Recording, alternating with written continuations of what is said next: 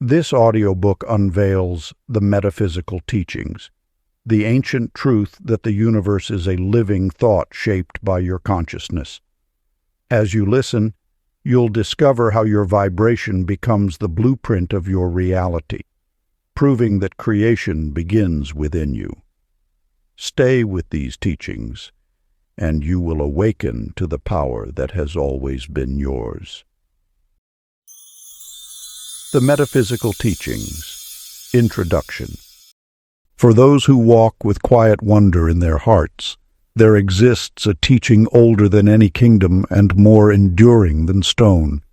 These pages reveal a truth once carried by wandering sages who spoke softly so the unready would not hear. They taught that the universe is not a place of chance, nor a realm shaped by the hands of fate.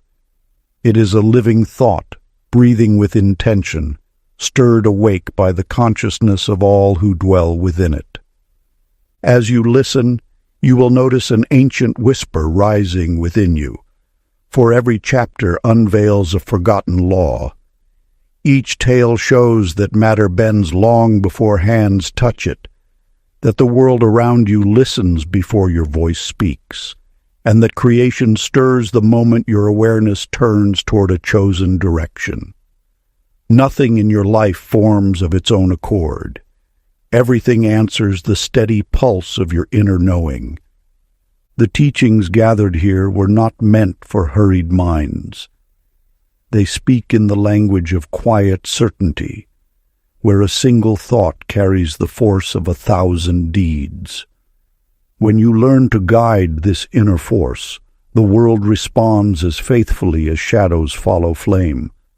You will find that abundance does not arrive by wandering paths. It unfolds the instant you recognize it already lives within you. Healing does not come from herbs or charms. It awakens when you remember the wholeness that never left you, and destiny is not discovered across distant horizons. It is written each time you shape the words I am. Continue, listener of the unseen. The power you seek has always belonged to you. These teachings simply return it to your hands. Part 1. The Inner Mechanics of Divine Thought. Chapter 1. The Merchant's Mirror. Michael Rodriguez traded in mirrors along the Silk Road, carrying polished bronze and silver glass from Damascus to the jade markets of distant kingdoms. He'd grown wealthy reading faces, knowing which merchant wanted to appear imposing, which courtesan sought beauty, which emperor demanded grandeur. But the mirror he discovered in a collapsed caravan changed everything. It was small, fitting in his palm, its surface neither bronze nor silver, but something that seemed to drink light and breathe it back. When Michael first gazed into it during his evening inventory, he jerked backward so violently he upset his tea. The mirror showed no face. Instead, swirling across its surface were thoughts, visible, tangible, undeniable. His worry about tomorrow's negotiation manifested as gray clouds. His excitement about potential profit sparkled like gold dust. His frustration with a difficult customer appeared as red thorns. Michael spent that night experimenting. When he thought of his childhood home, the mirror showed the house. When he recalled his father's disappointment, the surface darkened. When he imagined himself successful beyond measure, the mirror blazed with luminous patterns that made his breath catch. By dawn, he understood. The mirror wasn't showing him thoughts about reality. It was showing him that thoughts were reality, the invisible substrate from which everything else emerged. He tested this revelation in the marketplace. Before entering negotiations, he would hold the mirror and deliberately think, I am prosperous, I am respected, I am the merchant everyone wishes to work with. Then he'd watch these thoughts crystallize in the mirror's surface into golden, symmetrical patterns. The results were immediate and inexplicable to others. Customers who'd been hostile became cordial. Deals that seemed impossible suddenly resolved in his favor. His wealth tripled, then tripled again. Other merchants attributed it to luck or cunning. Michael knew better. He was witnessing the fundamental secret. Consciousness doesn't respond to reality. Consciousness creates reality. The mirror merely made visible what was always true. The truth your mind creates. You've been taught that your thoughts react to your circumstances.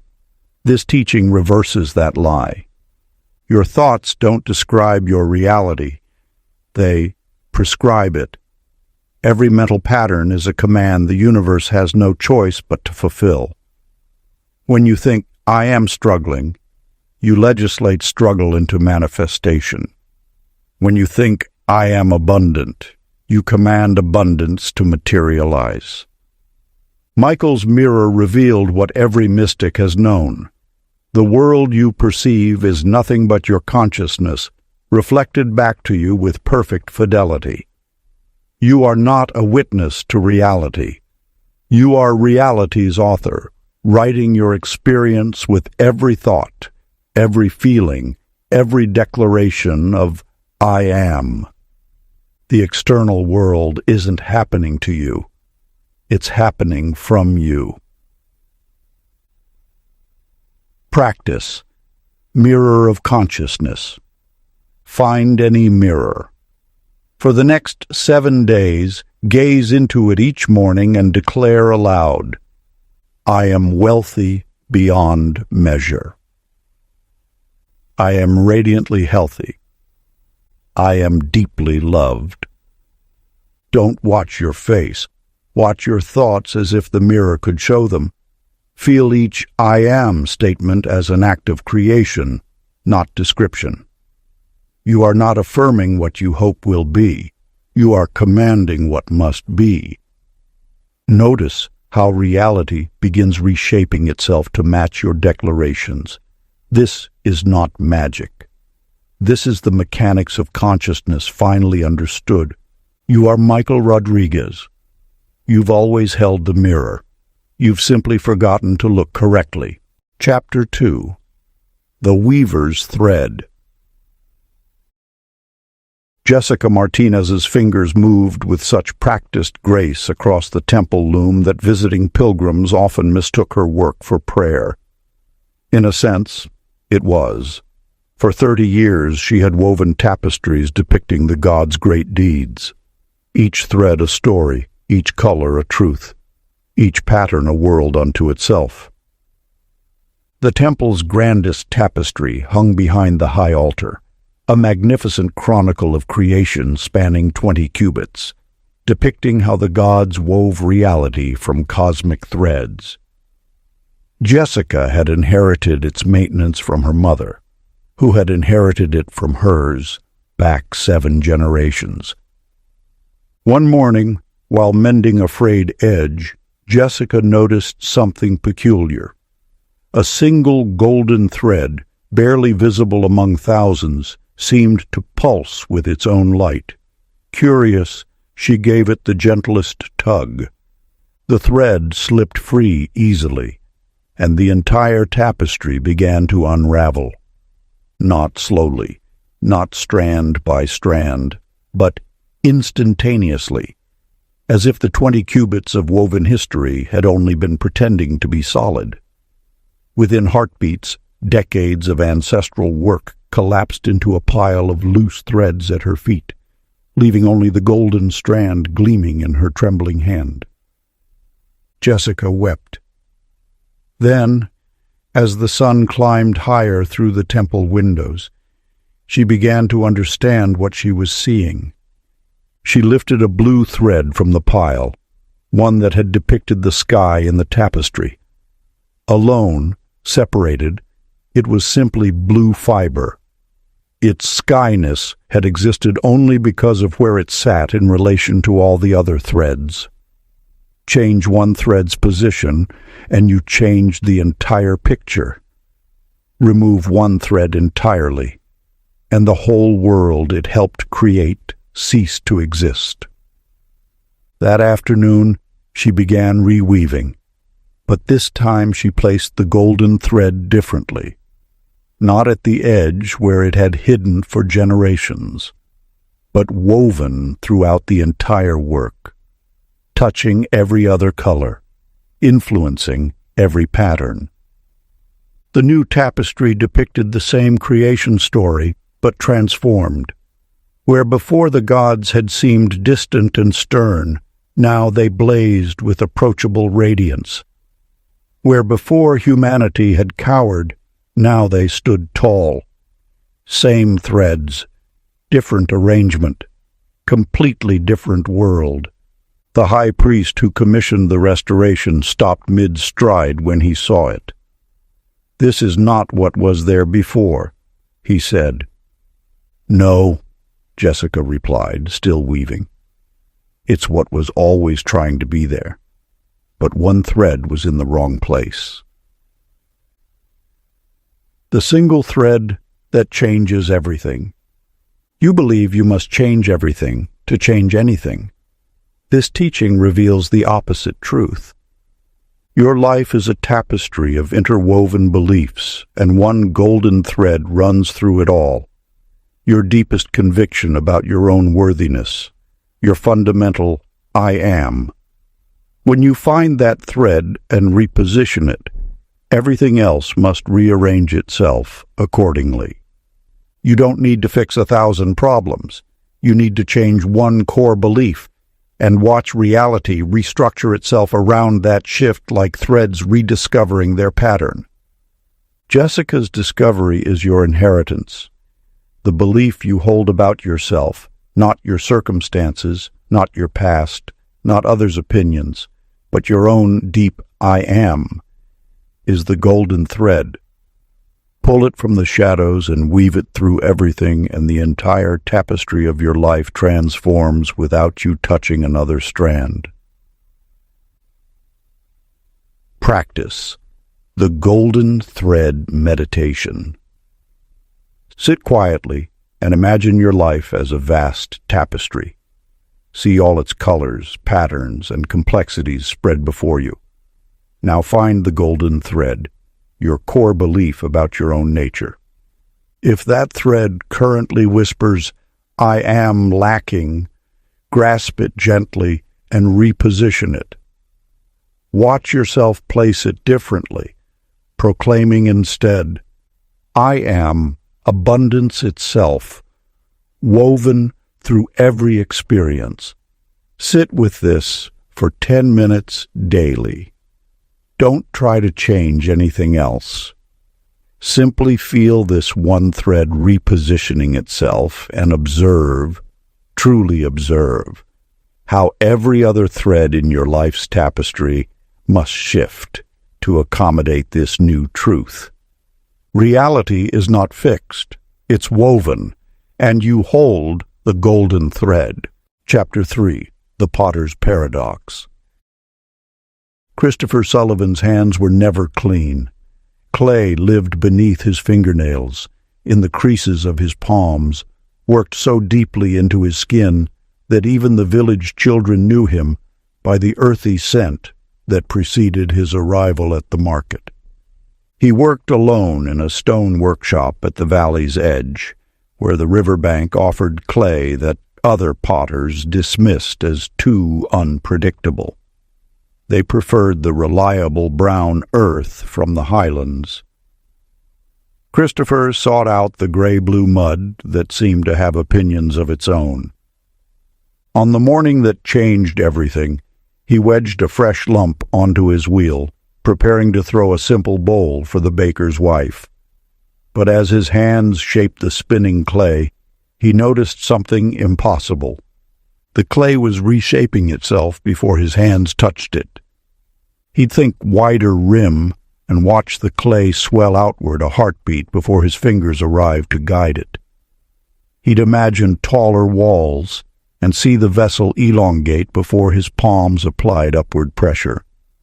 Not much, just a finger's width of movement, but unmistakable, undeniable. Christopher stopped the wheel. His heart hammered against his ribs. For the next hour, he experimented like a child with a new toy. He'd envision an elegant curve, and the clay would begin forming it before he touched the surface.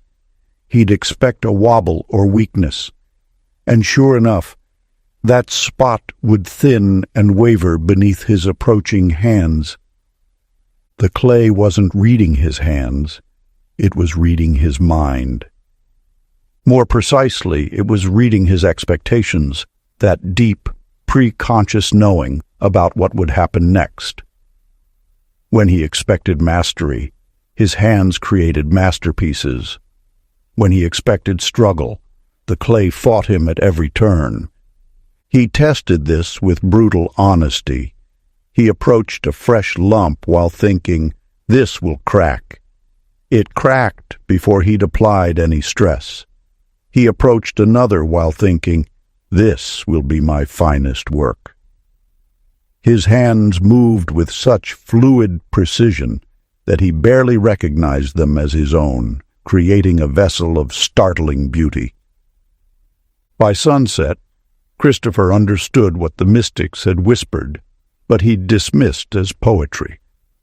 Reality doesn't respond to your actions. It responds to your expectations about your actions. The universe rearranges itself to match what you deeply believe will happen, then makes it look like your behavior caused the result. The clay wasn't magic. The clay was honest. It showed him what all matter does constantly, yields to consciousness first, circumstance second. The expectation that precedes experience. You think your beliefs about reality are based on your experiences. This teaching inverses that delusion. Your experiences are based on your beliefs, specifically your expectations. Before you act, before circumstances unfold, your consciousness has already broadcast what you expect to occur. Reality, like Christopher's clay, begins conforming to that expectation before the first physical movement happens. When you expect abundance, the universe pre-shapes opportunities before you reach for them. When you expect rejection, doors close before you approach. You've attributed this to luck, timing, or skill. You've missed the mechanism. Your expectations literally restructure the experiential field you're about to enter. The clay reveals what the cosmos does constantly. It reads your deepest expectations and becomes them. Practice the clay visualization. Sit comfortably and imagine holding a lump of clay in your hands. Feel its coolness, its weight, its potential. Now, without moving your imagined hands, think these words with absolute conviction. I am wealthy, and this clay knows it. I am healthy, and this clay confirms it. I am loved, and this clay reflects it. Watch the imagined clay begin reshaping itself in response to your expectations, not your hands, your knowing. See it form into a vessel of perfect abundance, perfect vitality, perfect connection. Practice this daily for 9 minutes. You're not visualizing to create change.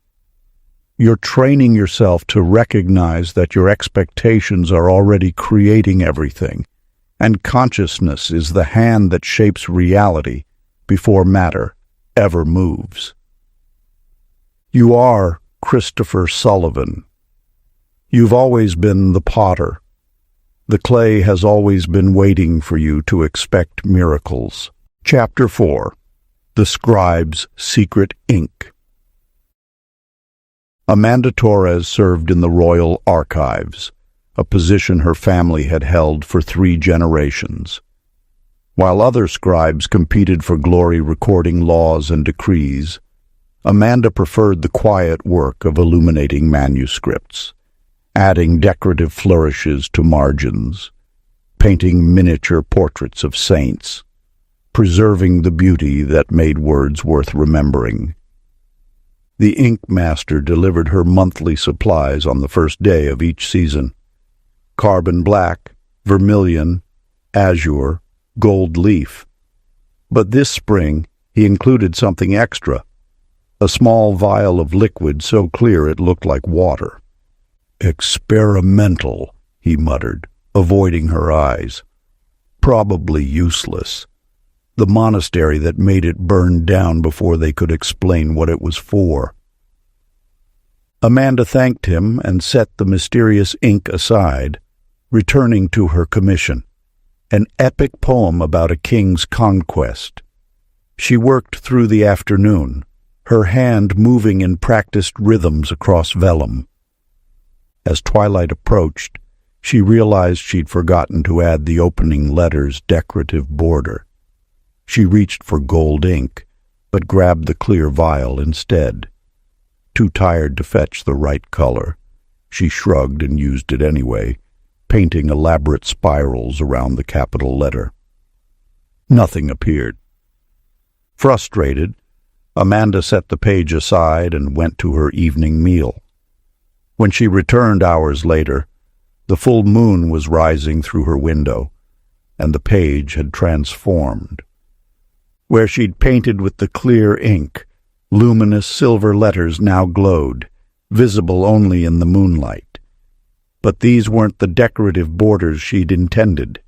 Instead, flowing across the margin in elegant script were her own thoughts from that afternoon. "Why do I waste my talent on other people's words? I should be writing my own stories. I should be recognized, celebrated, wealthy enough to—" Amanda's hand flew to her mouth. These were thoughts she'd barely acknowledged having, certainly never spoken aloud. Yet here they blazed in silver fire across the manuscript. She spent the night testing the ink in moonlight. Every stroke revealed not what she intended to write, but what she was actually thinking while writing. Conscious intention painted nothing. Unconscious desire painted everything. The implications made her dizzy.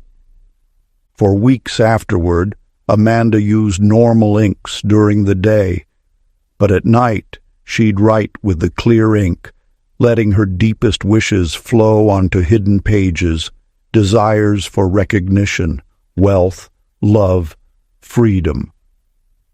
She never wrote these wants consciously. She simply moved her hand across paper while holding them in her heart, and the moonlight revealed what she'd truly inscribed. Within the season, every desire began manifesting. A wealthy patron discovered her work. The royal family commissioned a manuscript in her own words. A kind merchant began leaving flowers at her door. Each manifestation corresponded exactly to something she'd written in invisible ink, not because she'd planned it, but because her hidden thoughts had been declaring it all along. The thoughts you don't know. Your writing. You believe your conscious intentions create your reality. This teaching exposes a deeper truth. Your unconscious thoughts, the wishes you barely acknowledge, the desires you keep hidden even from yourself, are writing your future constantly in invisible ink. These aren't the affirmations you speak or the goals you declare. These are the deeper I am convictions running beneath your awareness. Amanda's ink revealed what's always true. The universe responds not to what you say you want, but to what you actually believe. in the depths of your consciousness. Your hidden thoughts manifest just as powerfully as your proclaimed ones, often more so. The moonlight that revealed the writing is simply awareness. When you finally illuminate your hidden beliefs, you see what you've been inscribing all along. Practice the moonlight writing ritual. Tonight, sit in darkness with paper and pen. Don't write your goals or affirmations. Instead, write this phrase repeatedly for 7 minutes, letting your hand move while your mind wanders. I am. Don't complete it consciously. Let whatever wants to finish that sentence flow through your hand.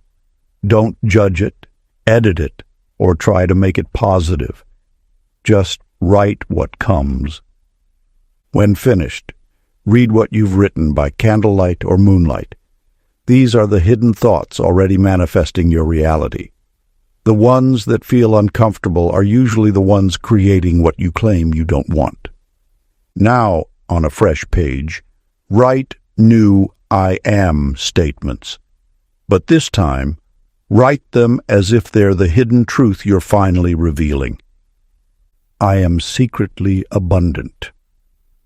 I am already whole.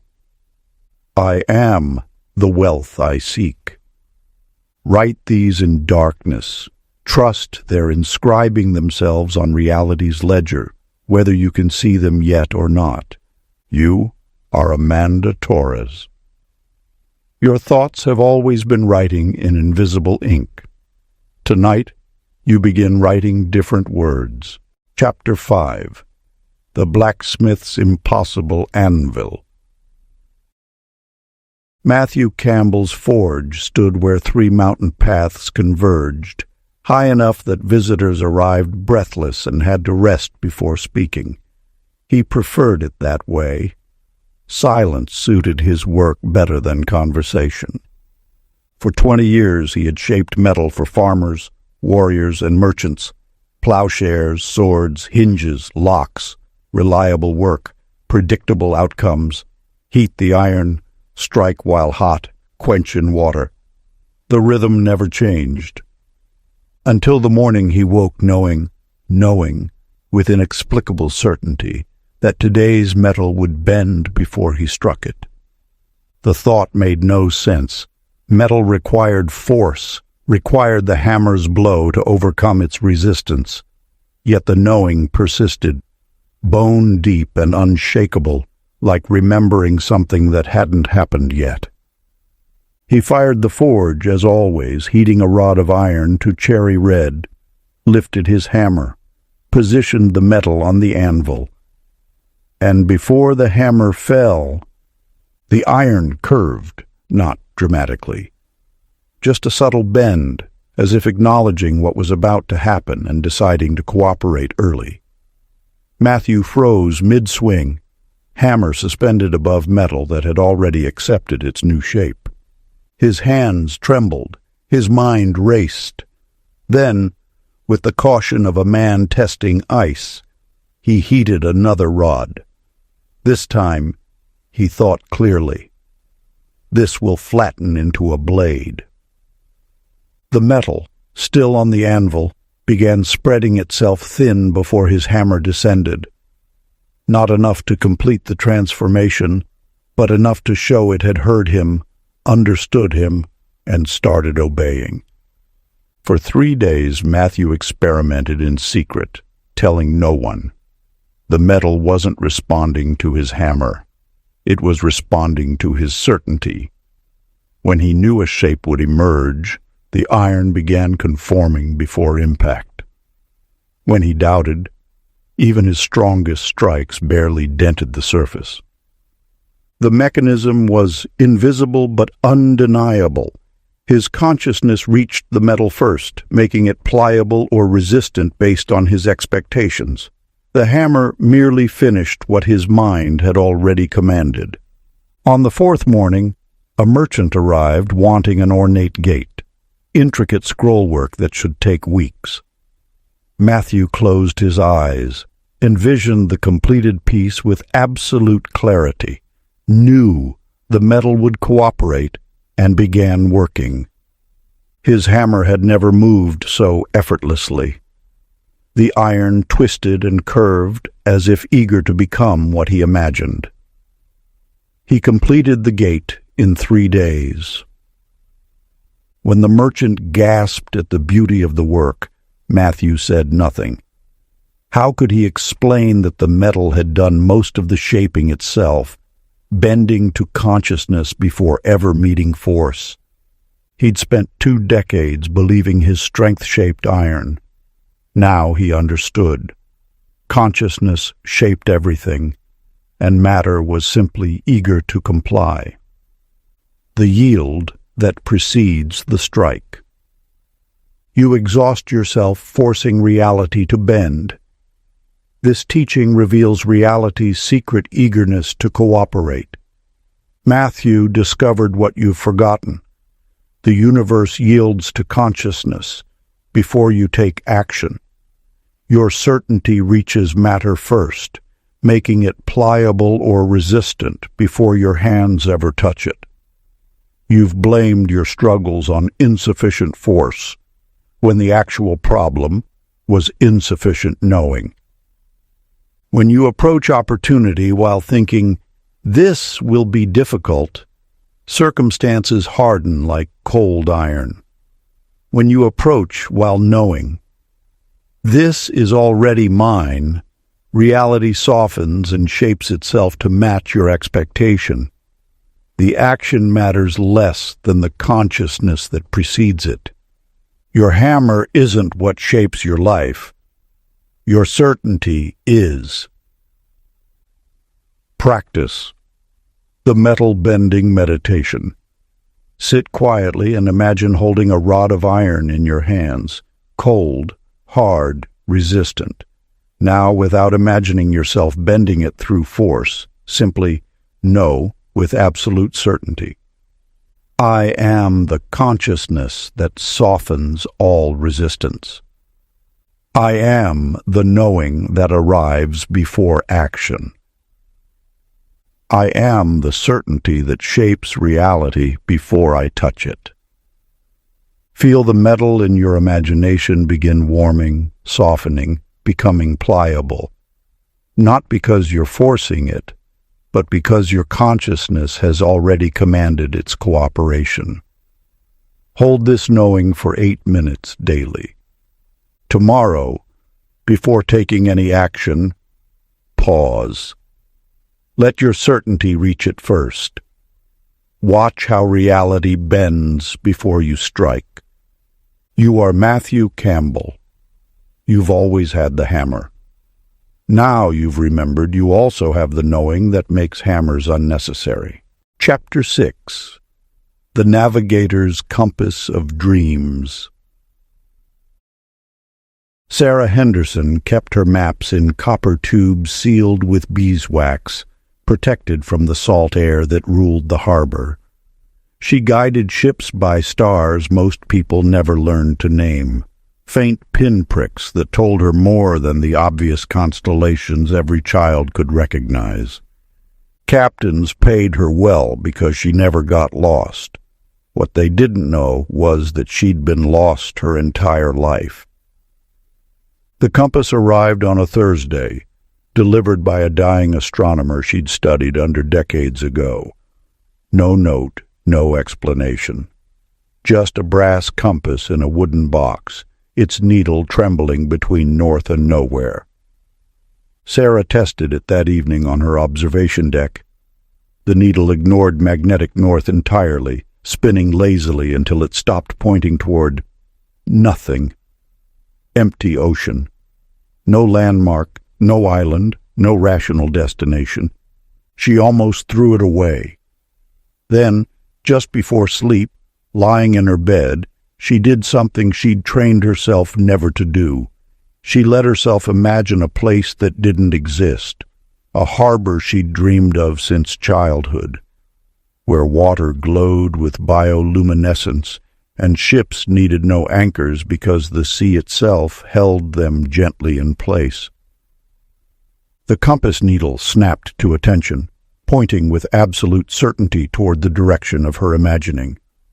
Sarah sat up so fast she knocked over her water basin. For the next week she experimented. Every imagined destination, whether real place remembered or fantasy conjured, made the compass point with unwavering conviction. It didn't show her where things were. It showed her where her consciousness had sent itself. More remarkably, when she followed the compass's guidance toward imagined places, the world rearranged itself to meet her.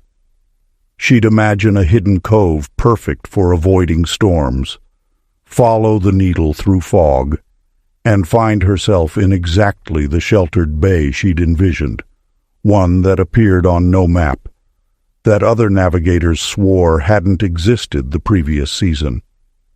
She'd picture a merchant she needed to meet, follow the compass through market crowds, and walk directly into the woman who'd say, "Strange, I felt pulled to walk this direction." The compass didn't track destinations, it created them. Her imagination wrote coordinates across space-time, and the compass transformed consciousness into geography, making real what she'd merely pictured. Within a month, Sarah Henderson became legend. She found trade routes that shouldn't exist, harbors that appeared only when needed, safe passages through waters other navigators deemed impossible. People called it supernatural gift. She called it something simpler, remembering that consciousness moves first, and reality follows like a faithful servant, rearranging itself to match wherever your imagination has already gone. The destination that creates the path. You search for paths to your desires. This teaching inverts the journey. Your imagination creates destinations first, real destinations in space-time, not fantasies. When you vividly picture where you want to be, your consciousness travels there instantly, leaving a trail across reality like a ship leaves wake across water. The compass isn't guiding you to somewhere. It's showing you where you've already sent yourself. Physical reality then rearranges itself to make that destination reachable, creating paths, opportunities, and synchronicities that manifest the place your consciousness has already visited. The universe doesn't respond to your wanting. It responds to your having already arrived in imagination. Sarah's compass didn't point toward possibilities. It pointed toward certainties her consciousness had established by visiting them first. Practice. The compass meditation journey. Sit comfortably and place your hand over your heart, your internal compass. Close your eyes and imagine with complete sensory detail a destination you desire, a life situation, an achievement, a state of being. Don't picture yourself traveling toward it. Picture yourself already there. See it, hear it, feel it, smell it. Spend 5 minutes inhabiting this destination as present reality. Now speak these words. I am already at the destination I seek. I am the consciousness that arrives before the body. I am the navigator who dreams paths into existence. Feel an invisible compass needle within your chest pointing with absolute certainty toward this destination, not because you're moving toward it, but because you've already sent your consciousness there. The path will appear, because you've already arrived. Practice this daily. Then watch reality rearrange itself, creating routes to what you've already reached in awareness. You are Sarah Henderson. Your imagination has always been a compass. Now you've learned to follow it. Chapter 7. The Baker's Transforming Grain. Joshua Mitchell inherited his grandfather's bakery in a village so small it had no name, just the place where three rivers meet. His ovens were clay domes built by hands dead 2 centuries, fired by wood from forests that had seen empires rise and crumble. He baked the same bread his family had always baked, simple loaves for simple people. Fishermen, weavers, shepherds. They paid in copper coins or trade goods, and Joshua never asked for more than they could give. Business was steady, predictable, safe. The wheat came from a new supplier that autumn, a traveling merchant with kind eyes who claimed his grain was blessed by circumstances. Joshua noticed nothing unusual about it. Same golden color, same weight, same texture under his fingers. But the first loaves transformed everything. A widow bought bread that morning, mentioning she had no appetite since her husband died. When she bit into Joshua's loaf, tears streamed down her weathered face. "It tastes," she whispered, "exactly like the honey cakes my mother made when I was small. I haven't thought of those in 40 years. A laborer arrived at noon, shoulders bent under debts he couldn't repay.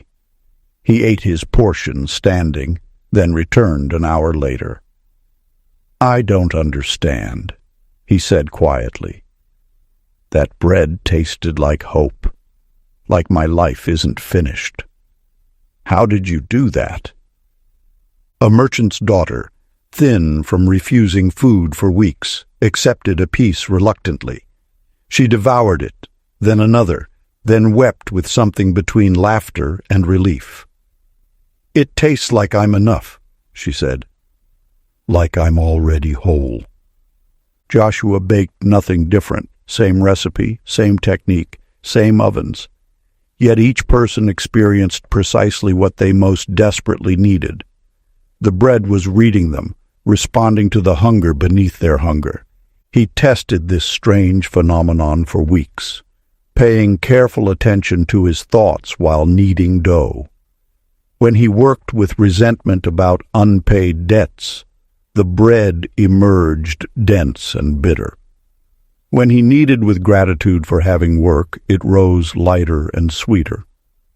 More remarkably, when he held specific intentions, this loaf will nourish courage, this one will feed peace.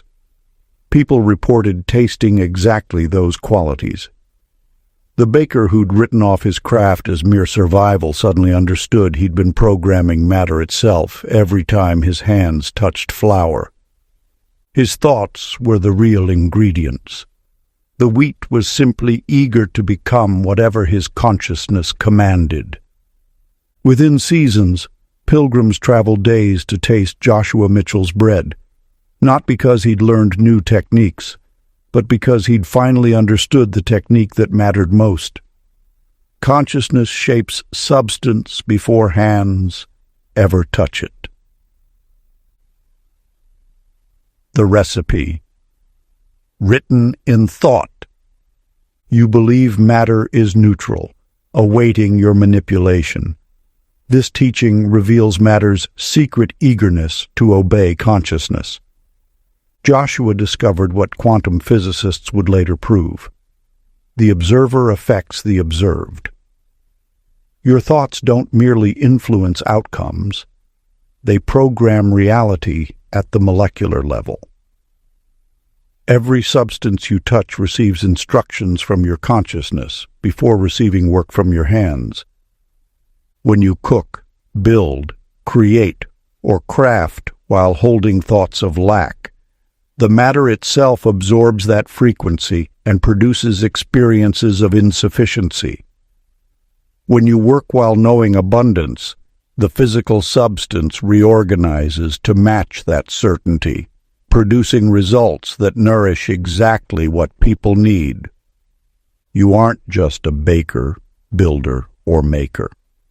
You're a consciousness that programs matter with every thought preceding action. Practice. The bread transformation technique. Choose any daily activity involving physical matter: cooking, crafting, writing, building. Before touching the materials, hold them in your awareness and speak these declarations. I am the consciousness that programs all matter. I am abundance flowing through these materials. I am the blessing that transforms what I touch. As you work, maintain continuous awareness that your thoughts are the true ingredients. Your hands simply complete what consciousness has already commanded. Don't force positivity.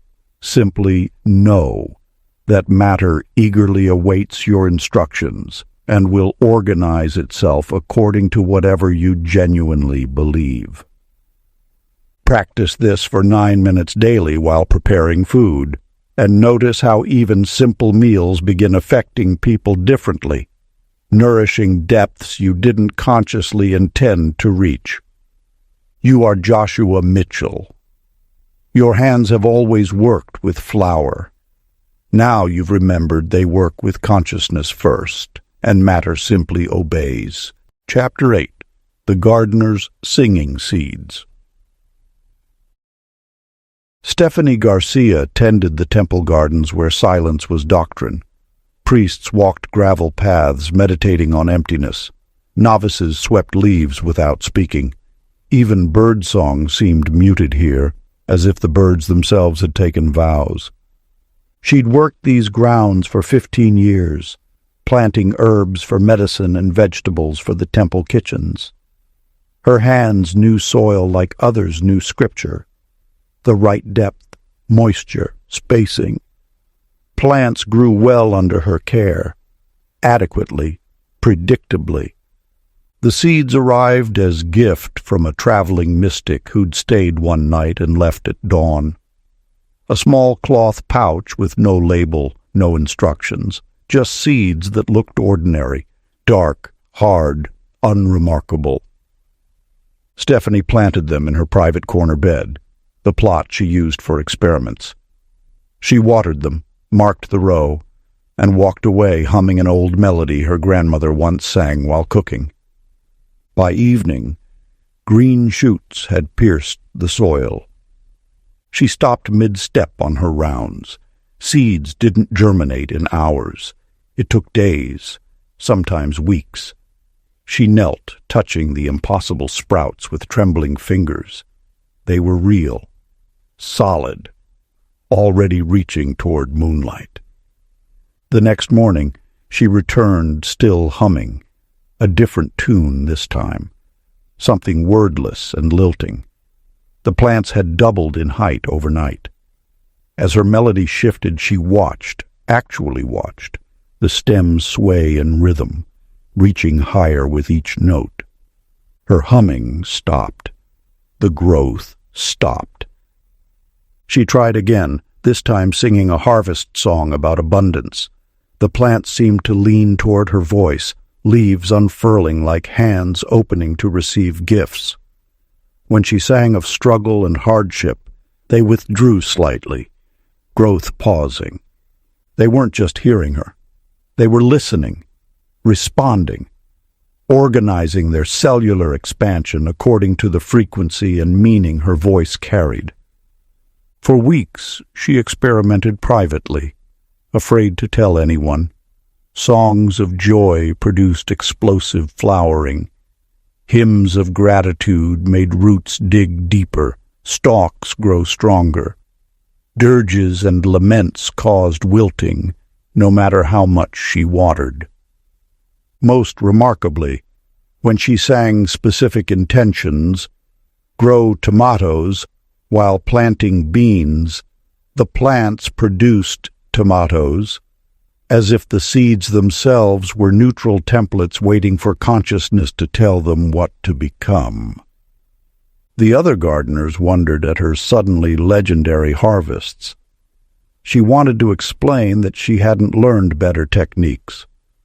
She'd learned that consciousness spoke first, always first, and matter, even sleeping matter in tiny seeds, was perpetually listening, eager to become whatever clear thought gave it permission to be. Her garden hadn't needed better soil. It had needed someone who remembered that growth responds to consciousness before it responds to water. The song that shapes the growing. You fertilize, water, and tend while wondering why growth remains stunted. This teaching reveals what gardens truly hunger for. Stephanie discovered what ancient cultivators knew. Living matter is consciousness waiting for instructions. Seeds don't contain predetermined outcomes. They contain potential, listening for clear direction. Your thoughts, emotions, and intentions reach them before your hands do, programming their development at the quantum level where possibility collapses into form. When you garden, build, or create while broadcasting worry, lack, or doubt, growing things receive those frequencies as building instructions and produce accordingly, sparse, stunted, limited. When you tend while emanating certainty, abundance, and specific clear vision, matter organizes itself to match that template. You aren't growing plants. You're singing realities into form, and everything alive is listening. Practice. The seed singing meditation. Sit quietly holding any seed, from garden, fruit, or imagination. Cup it gently in your palms and begin humming softly, any melody that feels natural. As you hum, speak these words between phrases.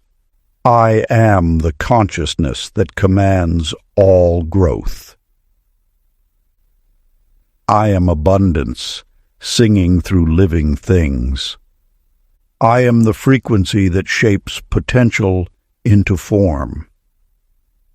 Picture the seed hearing your voice at levels beneath sound, receiving not vibration but meaning, organizing its cellular blueprint according to what your consciousness declares. Feel it becoming eager, ready, responsive. Do this for 7 minutes daily.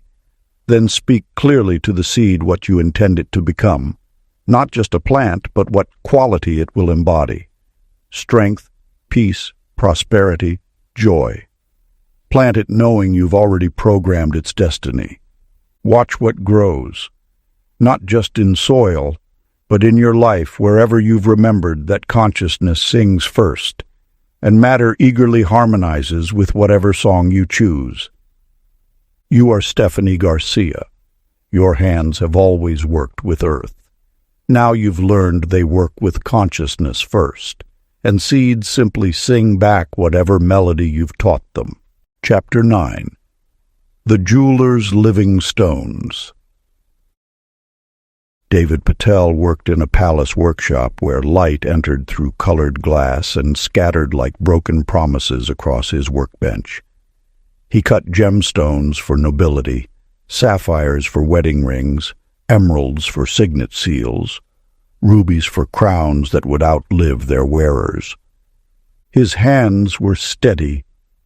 His eye was perfect. His work was adequate.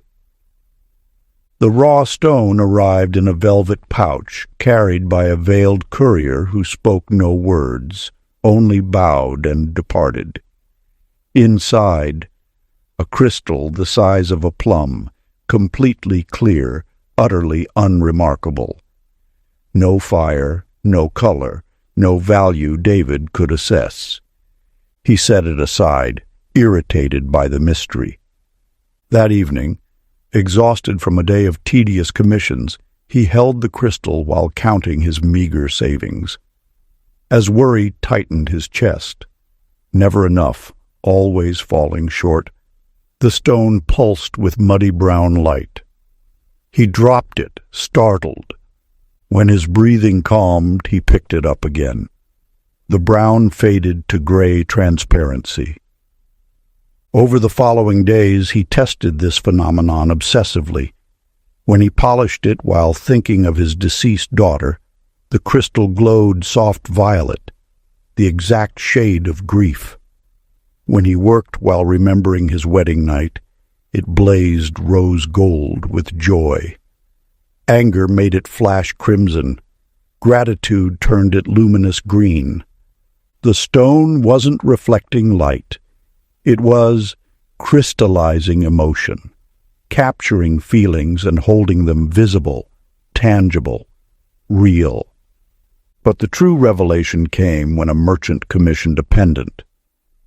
David worked on ordinary aquamarine while consumed with envy of the merchant's wealth.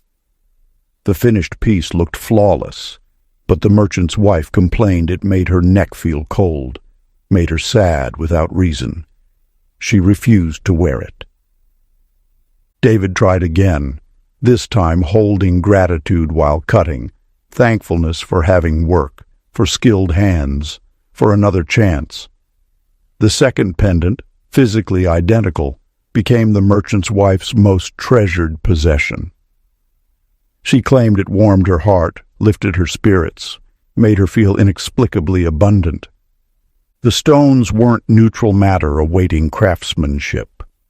They were consciousness absorbers, crystallizing whatever emotion David held while shaping them. His feelings weren't interfering with his work. They were his work, imprinting themselves into molecular structures that would broadcast those frequencies to whoever wore them.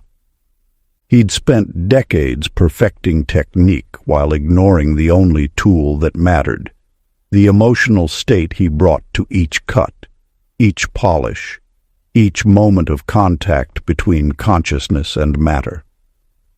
The jeweler who'd thought himself mere craftsman finally understood feelings don't just accompany creation, they become creation, crystallizing into the very substance being shaped.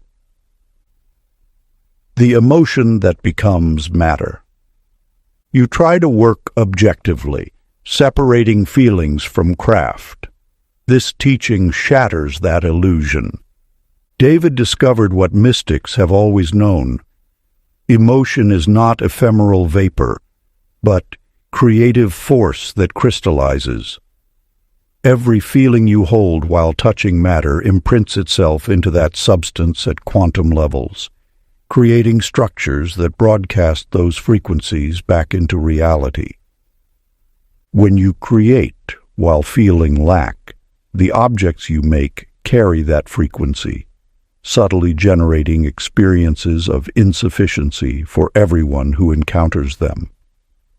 When you craft while genuinely feeling abundance, wealth, joy, or peace, those emotions crystallize into the material itself, turning ordinary objects into transmission devices that generate corresponding experiences. You aren't making things while having feelings. Your feelings are the invisible jeweler, and matter is the crystal eagerly capturing whatever you authentically emit. Practice. The gemstone meditation. Hold any small object, stone, coin, key. Close your eyes and deliberately generate a powerful positive emotion. Gratitude, love, abundance, peace. Don't fake it. Genuinely feel it, filling your chest, your arms, your hands. As that emotion peaks, imagine it flowing through your palms into the object, crystallizing there like light caught in amber. Speak these declarations. I am the consciousness that crystallizes into form. I am wealth becoming matter in my hands. I am emotion transforming into experience. Hold this state for 5 minutes, knowing your feeling is literally restructuring the object's energy signature. Then carry this object as a reminder, not a lucky charm, but proof that your emotional state creates material reality. Practice this daily. Then watch how feelings you hold while creating, working, or interacting crystallize into experiences that echo back to you through matter itself. You are David Patel. Your hands have always shaped stones. Now you've learned they shape emotions into crystals, and reality simply wears whatever frequency you've polished into being. Chapter 10. The Musician's Silent Symphony. Melissa Carter played the temple bells at dawn and dusk, the only sounds permitted in the hall of ascending prayers. Her mallets struck bronze in prescribed patterns unchanged for generations, 3 tones for sunrise, 5 for sunset, always the same. She'd held this position for 12 years, ever since the previous bellkeeper died mid-strike. The elders had chosen her for steady hands and reliable rhythm, not artistry. The bells required consistency, not creativity. The instrument arrived on the spring equinox, a gift from a delegation visiting from distant mountains. They called it a sounding board, though it produced no sound Melissa could hear. Strings stretched across a wooden frame, but when plucked, they generated only silence. Play with gratitude, the mountain sage instructed before departing. Only those who appreciate can hear. Melissa thought this obvious nonsense. Music either sounded or didn't. She set the instrument aside. Weeks later, during evening bells, her hands slipped.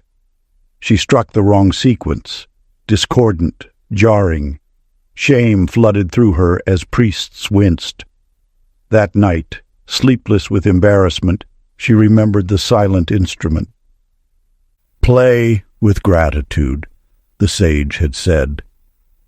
She pulled it from storage and sat cross-legged, forcing herself to feel thankful for her position, her health, her simple room. The gratitude felt hollow, performative. She plucked a string. Silence. But as she sat there, genuine appreciation began rising unbidden, for the moonlight through her window, for breath moving in her chest, for being alive in this moment. Real gratitude, not manufactured. She plucked again. This time, something. Not sound exactly. More like space opening. A dimension between notes where music existed beyond hearing. She played the entire night, discovering that only authentic appreciation unlocked each successive layer. Fake gratitude produced nothing. Mild thankfulness revealed faint harmonies.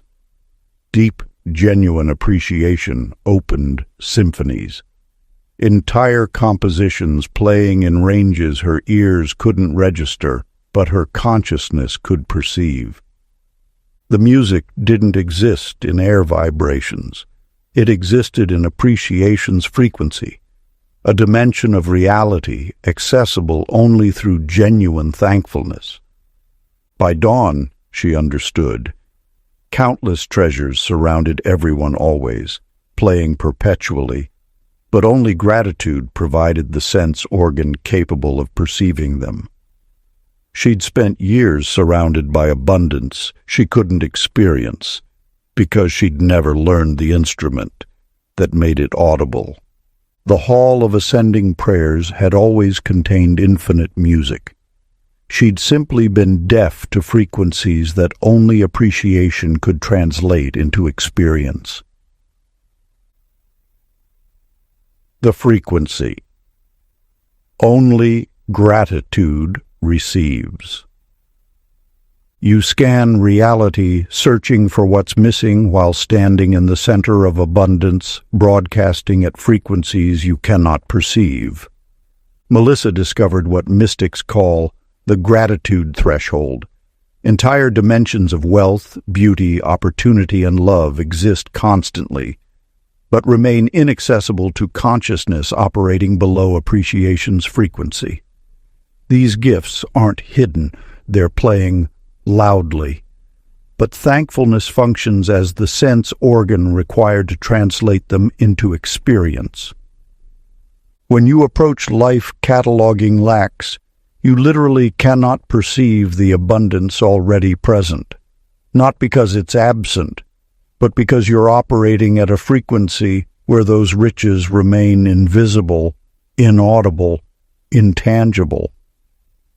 Gratitude doesn't attract better circumstances. It reveals the magnificence already surrounding you, making experienceable what was always present but imperceptible. You aren't seeking abundance. You're tuning your consciousness to frequencies where abundance becomes hearable, visible, touchable, real. Chapter 1. Practice. The silent music ritual. Sit quietly and begin listing things you genuinely appreciate, not what you should feel grateful for, but what actually moves your heart. Start simple. Breath, warmth, safety. Speak each one aloud. I am grateful for specific thing. I am appreciation itself, perceiving hidden dimensions. I am the frequency where abundance becomes audible. As genuine thankfulness builds, notice subtle shifts in your perception. Colors slightly brighter, sounds slightly richer, the space around you somehow more. This isn't imagination. You're tuning to frequencies where reality's full symphony plays constantly. Practice this for 8 minutes daily. Then carry appreciation into ordinary moments, watching how gratitude literally unlocks experiences that were present all along but imperceptible until thankfulness provided the sense organ to receive them. You are Melissa Carter. You've always had ears. Now you've learned that gratitude is the listening that makes reality's silent symphonies finally, gloriously audible. Part 2. The Architect's Mind. Chapter 11. The Architect's Blueprint of Mind. Daniel Foster stood before the Queen's Council holding rolled parchments that weighed nothing yet contained everything. For 20 years he'd designed palaces, temples, fortresses, structures that took armies of workers decades to complete. His plans were flawless, his measurements precise, his buildings always somehow disappointing compared to what he'd envisioned. The commission seemed impossible. Design a lighthouse visible from both sea and stars, completed before autumn storms arrived. 6 months. No existing workforce could manage it. That night, desperate and sleepless, Daniel spread blank parchment and began drawing, not with his usual calculated precision, but with something approaching fever. He sketched while feeling the lighthouse already standing, sensing sailors' relief at spotting it through fog, imagining light-piercing darkness, hearing waves crash against foundations that had weathered centuries. He drew experiencing the completed tower as if walking through it, touching stones he hadn't yet specified, climbing stairs that existed only in consciousness. By dawn, he'd created plans that violated every convention he knew, impossible angles that somehow worked, materials he'd never used appearing exactly right, dimensions that emerged from intuition rather than calculation. He presented the designs apologetically, expecting rejection. Instead, the Queen touched the parchment and gasped. "I can see it standing," she whispered. "Not imagine. See." Construction began within days, and here the true strangeness emerged. Workers reported the stones seemed to know where they belonged. Mortar set before mixing. Walls rose in configurations matching Daniel's vision without constant supervision. When laborers strayed from the design, materials became unworkable, heavy, awkward, resistant. When they aligned with his blueprint, everything flowed. The lighthouse completed in 4 months. Daniel tested this discovery obsessively. Buildings he designed while merely calculating took years and emerged lifeless. Structures he envisioned while experiencing them as already real, feeling their presence, inhabiting their completed existence, practically assembled themselves, as if his consciousness had written instructions into reality itself, and matter was simply reading those mental blueprints, eager to comply. He'd spent 2 decades believing buildings required physical effort to exist. He'd been wrong. They required mental architecture first. Physical construction was just matter catching up to what consciousness had already designed in the invisible realm, where all things await permission to become solid. His plans had never been the problem.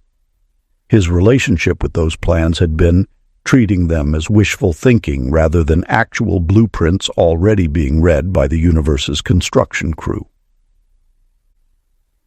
The design that builds itself. You create detailed plans, then watch them fail or struggle into being. This teaching reveals what actual construction requires. Daniel discovered what master creators know. Consciousness doesn't dream about reality. It drafts reality. When you design something while genuinely experiencing it as already complete, not visualizing hopefully, but inhabiting its finished existence, you create blueprints in the mental realm where matter takes its instructions. Physical reality doesn't build from scratch. It materializes from mental architecture already complete in consciousness. When your plans carry the frequency of someday maybe, matter receives no clear instructions. When your vision carries the frequency of already standing, I'm just watching it appear, matter organizes eagerly around that certainty. You aren't planning what might exist. You're drafting what already exists in consciousness, and the physical world is the construction crew reading your blueprints. Practice. The blueprint visualization. Select something you wish to create or manifest. Sit quietly and begin designing it mentally, but not as fantasy. Experience it as already complete. Walk through it, touch it, use it. Feel the satisfaction of it standing finished. As this reality becomes vivid, speak. I am the architect whose mind builds worlds. I am the blueprint matter eagerly follows. I am consciousness drafting reality into form. Hold this completed vision for 10 minutes daily, not hoping it will appear, but experiencing it already standing, with physical reality simply catching up to your mental architecture. Then watch how circumstances, people, and resources organize themselves around your blueprint, assembling what consciousness already designed. You are Daniel Foster. Your hands have always held plans.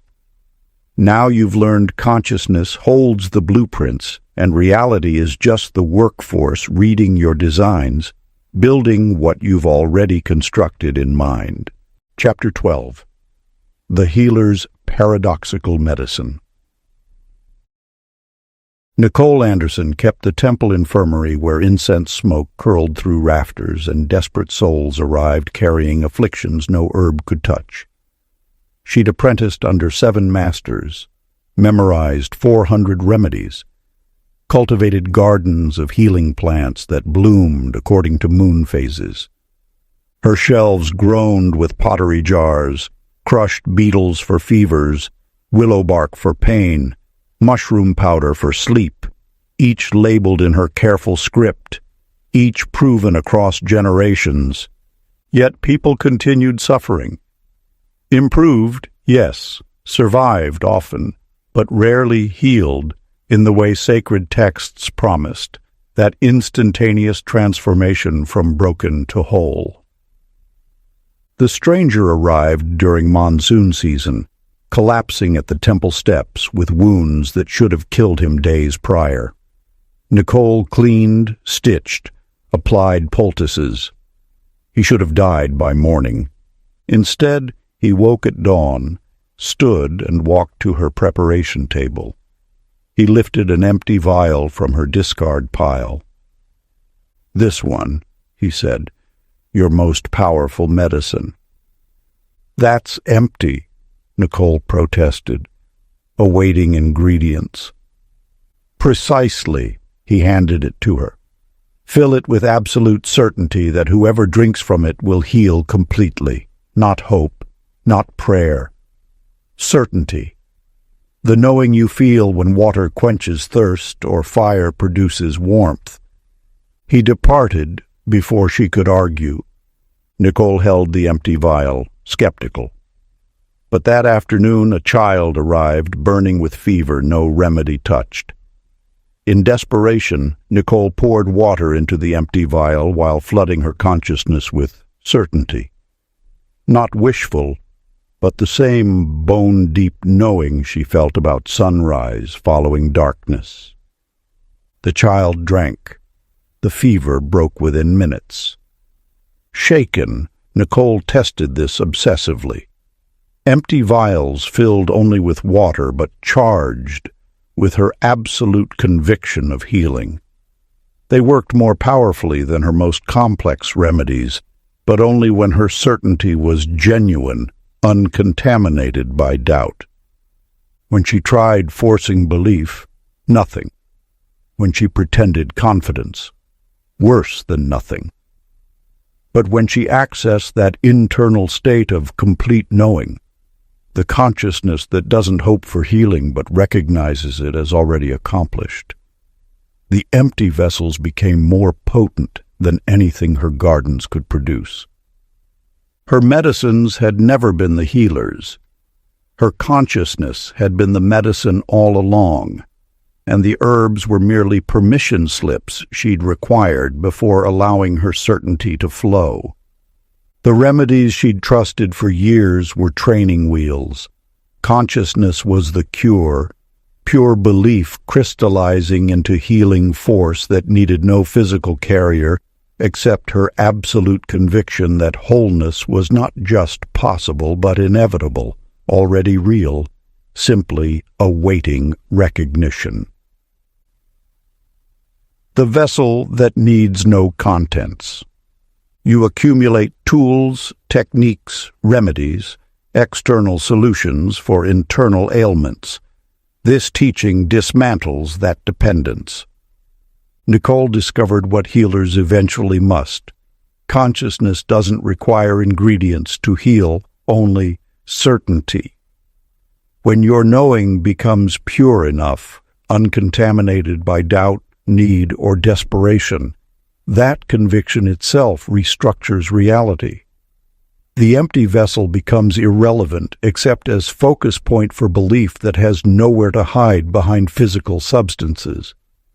Your remedies work not because compounds are potent, but because your consciousness believes they are.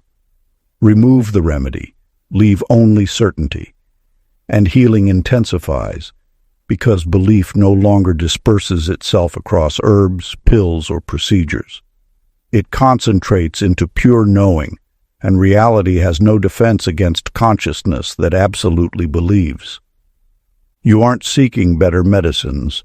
You're discovering that consciousness itself is the medicine, and everything else is merely scaffolding for conviction too pure to doubt. Practice. The empty vessel meditation. Hold an empty cup or vial. Fill it with water while flooding your awareness with absolute certainty about something you desire. Health, abundance, clarity, peace. Not wishful hoping, but the knowing you feel about gravity holding you to earth. As you pour, Speak. I am the consciousness that heals through certainty alone. I am belief so pure it needs no carrier. I am the medicine, the healer, the healing itself. Drink while maintaining that unshakable conviction. Feel it saturating every cell, not water you're consuming, but liquefied certainty restructuring reality from within. Practice daily until you access that state of pure knowing effortlessly.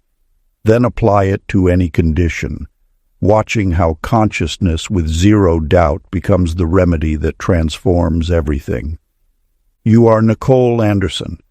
Your hands have always held remedies. Now you've learned consciousness is the only medicine, and empty vessels simply reveal what was always present. Belief so absolute it heals through existence alone. Chapter 13. The Merchant's Weightless Gold. Robert Chen's caravan crossed 7 kingdoms carrying what other traders considered a fool's inventory, a single locked chest he never opened for inspection. While merchants around him hauled spices, silks, and precious stones, Robert transported something observers dismissed as worthless. Copper coins, so common children used them for games. Yet somehow, Robert's wealth grew while competitors struggled. In marketplaces, from coastal ports to mountain villages, he'd produce his peculiar currency and complete transactions that left both parties inexplicably satisfied. Other merchants studied his negotiations, copied his routes, even bribed his servants for secrets. None discovered why his modest coins purchased what their silver could not. The truth emerged during a river crossing when bandits overturned his cart.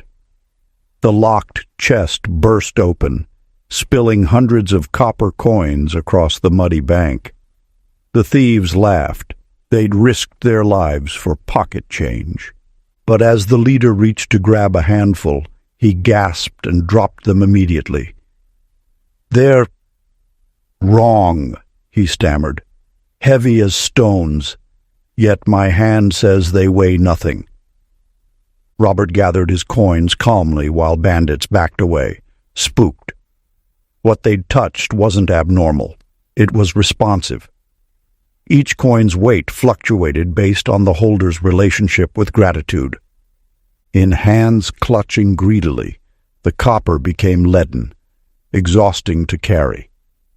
In palms opened with genuine appreciation, the same coins turned weightless, multiplying their purchasing power through some principle that transcended market value. Merchants who received Robert's currency with thankfulness found those coins stretching further than gold. Those who counted them resentfully discovered the copper bought nothing, as if the metal itself rejected ungrateful transactions. Robert hadn't discovered magic coins. He'd discovered how to bless ordinary currency with consciousness until the copper became a measurement tool, not for market prices, but for gratitude's presence. His wealth accumulated because he only traded with people whose appreciation activated the currency's true value. For years, he'd believed prosperity required finding precious metals. Then, he'd learned that thankfulness itself was the precious metal, and any currency blessed with genuine appreciation became more valuable than gold hoarded without gratitude. His chest had never contained the wealth. His consciousness had, and the coins were simply mirrors reflecting whether abundance or scarcity occupied the holder's awareness. The currency consciousness creates. You pursue wealth as if it exists independently of your relationship with it. This teaching reveals the activation code. Robert discovered what prosperity masters know. Abundance doesn't exist. It responds. Money, opportunities, resources all remain inert until gratitude activates their value. When you grasp wealth anxiously, it becomes burden. When you receive it gratefully, the same amount multiplies through appreciation's mysterious alchemy. You aren't chasing abundance that's absent. You're learning the consciousness that makes present abundance functional. Thankfulness doesn't attract more. It unlocks what's already here, transforming potential into experience through recognition's power. Your coins aren't the wealth. Your gratitude is. Practice.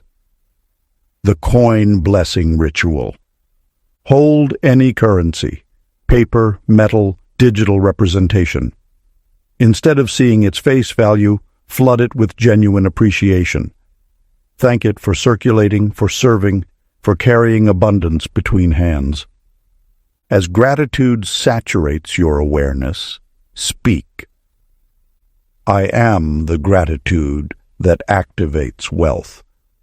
I am appreciation making abundance functional.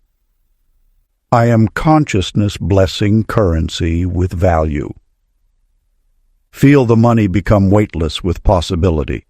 Then spend or save it while maintaining thankfulness, noticing how grateful exchange multiplies while anxious hoarding depletes. Practice this daily until every transaction becomes a gratitude ritual, watching how appreciation literally increases what passes through your hands. You are Robert Chen. Your chest has always held coins. Now you've learned consciousness holds the wealth, and currency is just the messenger discovering whether gratitude or greed controls its power. Chapter 14. The Astronomer's Star of Thoughts. Elizabeth Warren lived where earth surrendered to sky, atop the tower of endless night, where stone stairs spiraled so high that clouds became floor rather than ceiling. For 33 years, she'd mapped heavens with instruments her grandfather's grandfather had forged. Astrolabes of bronze, celestial globes of silver, charts inked on leather that cracked with age. Her purpose was recording what moved where, documenting the cosmos's eternal pattern so priests could calculate holy days, farmers could time plantings, sailors could navigate by eternal lights that never lied, except the stars were lying. Not about positions, those remained predictable, but about patterns. Constellations she'd mapped for decades began, rearranging themselves, subtly at first, a hunter's bow becoming a harp, a serpent's coil becoming a lotus. Transformations so slight she blamed failing eyesight, faulty instruments, atmospheric distortions. Until the night 3 merchants visited her tower, each desperate for astronomical guidance before launching separate voyages. She mapped their courses by different stars, the twins for one, the Great Bear for another, the Phoenix for the third. Next morning, she climbed to verify her calculations. The twins had multiplied into a family of 7. The Great Bear had transformed into a great tree. The Phoenix had become a lighthouse flame. She checked her charts, panicking. No records matched what shone above. Then she recalled each merchant's questions. The first obsessed with expanding his family, the second with growing investments, the third with finding guidance home. Impossible. But she tested obsessively. Spent an evening contemplating revenge against a rival. The Scorpion constellation grew larger, its tail more menacing. Shifted her meditation toward forgiveness. The Scorpion softened into a blooming flower, stars rearranging themselves into petals. She focused on scarcity. The tower needed funding. Supplies ran low. The constellation of the overflowing cup dimmed and inverted, appearing to empty itself across the sky. changed her thoughts to gratitude for what remained. The cup brightened, stars cascading downward in luminous abundance. The heavens weren't fixed. They were responsive. Elizabeth had spent 3 decades believing she observed an independent cosmos, mapping reality separate from her consciousness. She'd been recording a mirror. The stars didn't shine indifferently above human awareness.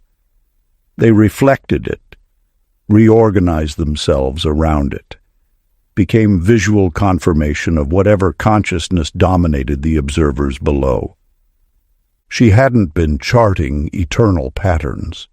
She'd been watching her own thoughts projected onto infinite darkness, with light arranging itself to show her what she already believed. The cosmos wasn't indifferent to human intention.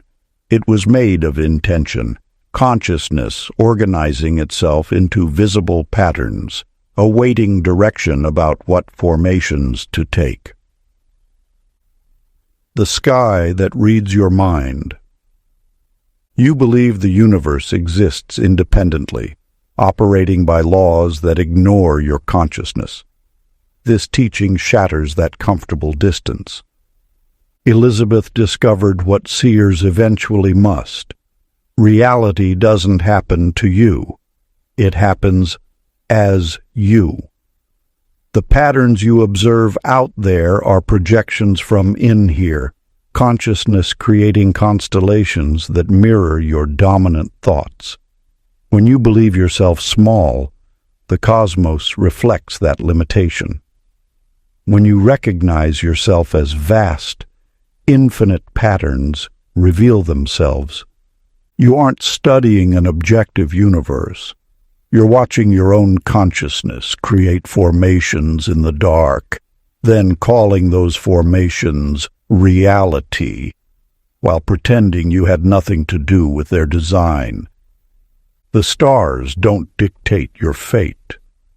Your consciousness arranges the stars, then reads them as if they were authority external to yourself. Practice. The star mapping meditation. Tonight, go outside and select one constellation visible in your sky. Study its pattern, then close your eyes and hold a powerful intention: abundance, healing, love, transformation. Flood your awareness with absolute certainty that this intention is already manifesting. Feel it as completely real, already accomplished. Then open your eyes and observe the stars again, speaking. I am consciousness arranging cosmic patterns. I'm the intention that reorganizes infinity. I am the mind that makes the universe reflect my truth. Don't expect stars to physically move, but notice how their meaning shifts, how patterns emerge that weren't visible before your intention crystallized. The cosmos is showing you what you've become certain about.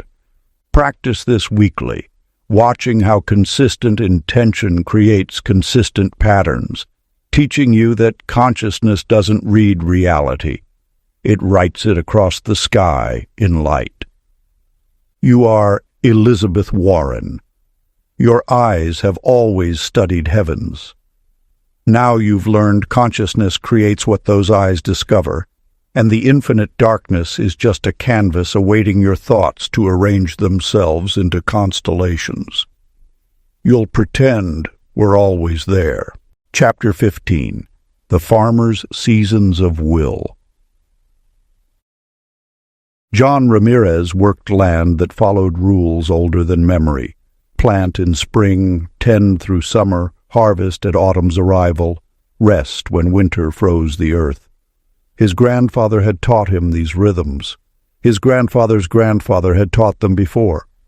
10 generations of Ramirez hands had surrendered to nature's calendar, patient as stones, until the year famine threatened. Spring rains never came. Summer scorched what little sprouted.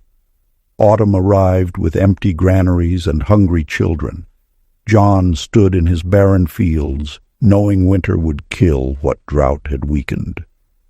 That night, something in him refused, not hope, refusal. The kind of absolute internal no that doesn't negotiate with reality, doesn't accept impossibility, doesn't bow to what has always been. He walked to his frozen field under stars sharp as broken glass, placed both palms against earth hard as iron, and commanded spring to exist. Not prayed, not wished. Commanded, the way a king orders servants, the way fire orders wood to burn, the way your hand orders fingers to move without requesting permission. He felt ridiculous for exactly 3 heartbeats. Then warmth spread beneath his palms. Not gradual thawing, instantaneous transformation, as if the soil had been awaiting permission to ignore December's authority. Green shoots pierced frozen ground, unfurling leaves that belonged to April, not winter's depths. John staggered backward, terrified and exhilarated. He tested this obsessively, commanded summer squash to ripen in snow. They did. Ordered autumn wheat to grow during spring floods. It obeyed. Demanded winter root vegetables to mature in summer's heat. They complied without protest. The crops didn't merely survive wrong seasons. They thrived, as if liberated from temporal constraints they'd only followed because no consciousness had ever commanded otherwise. Seeds responded not to temperature and daylight, but to the will directing them.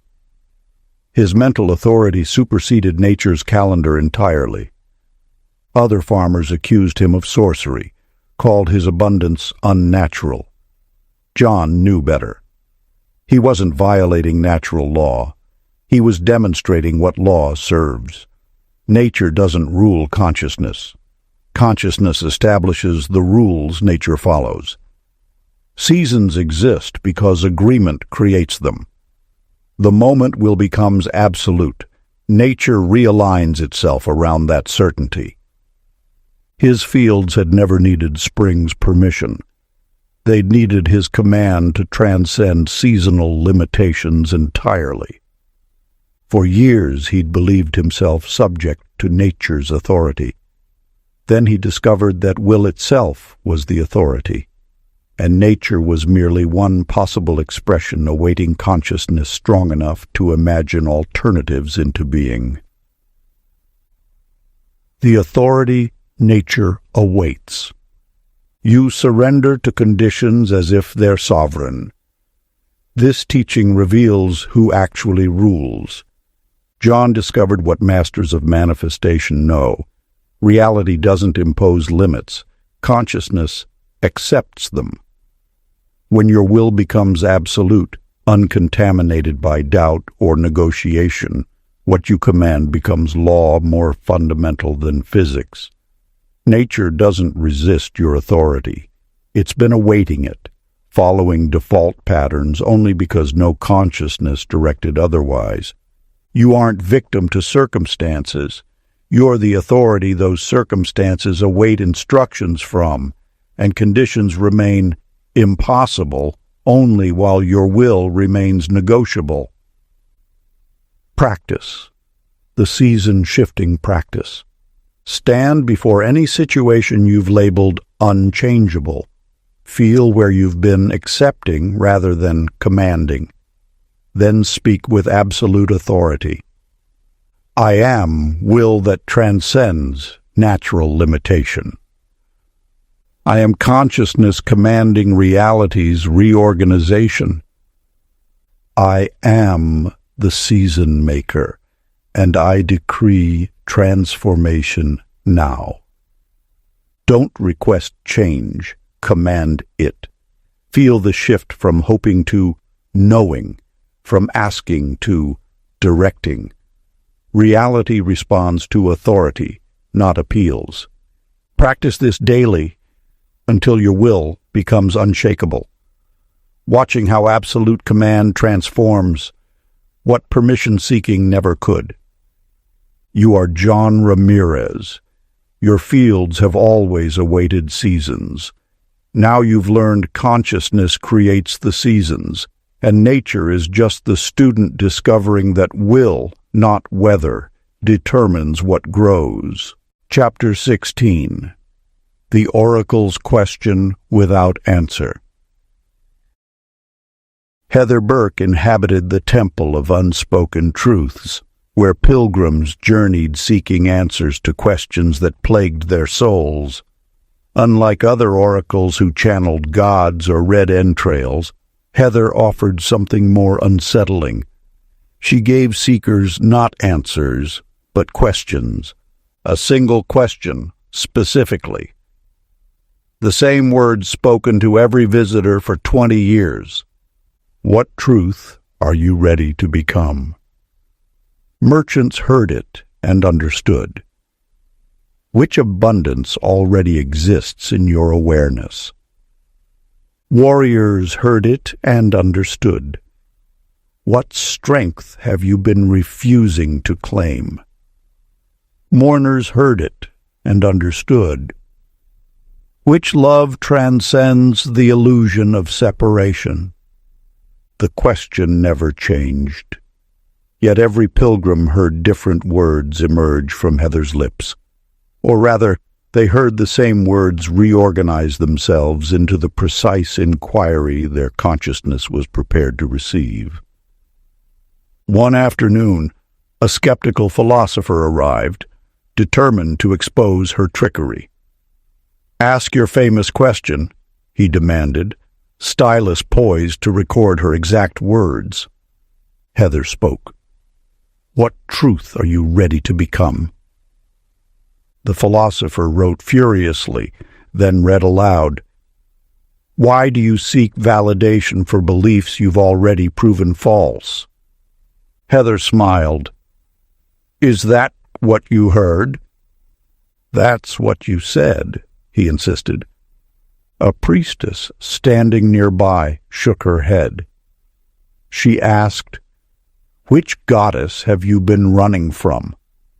I heard it clearly. A shepherd who'd been waiting added, "No," she said. "When will you stop punishing yourself for being human?" The philosopher's stylus clattered to stone. Heather had spoken one question. Reality had delivered three, each customized perfectly to the consciousness receiving it. She explained what decades of oracle work had taught her. Consciousness doesn't experience objective reality. It experiences personalized reality, the universe perpetually reorganizing itself into whatever form the observer is prepared to recognize. The question she spoke was like light passing through a prism.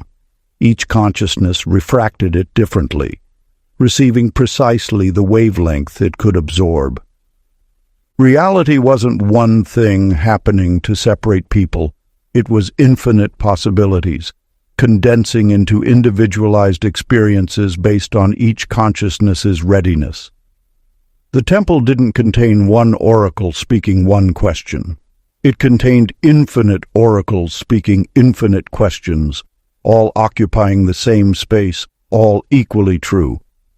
Heather hadn't been giving answers for 20 years. She'd been demonstrating that reality was the answer, customizing itself moment by moment to reflect what each consciousness was finally prepared to see. The universe that speaks your language.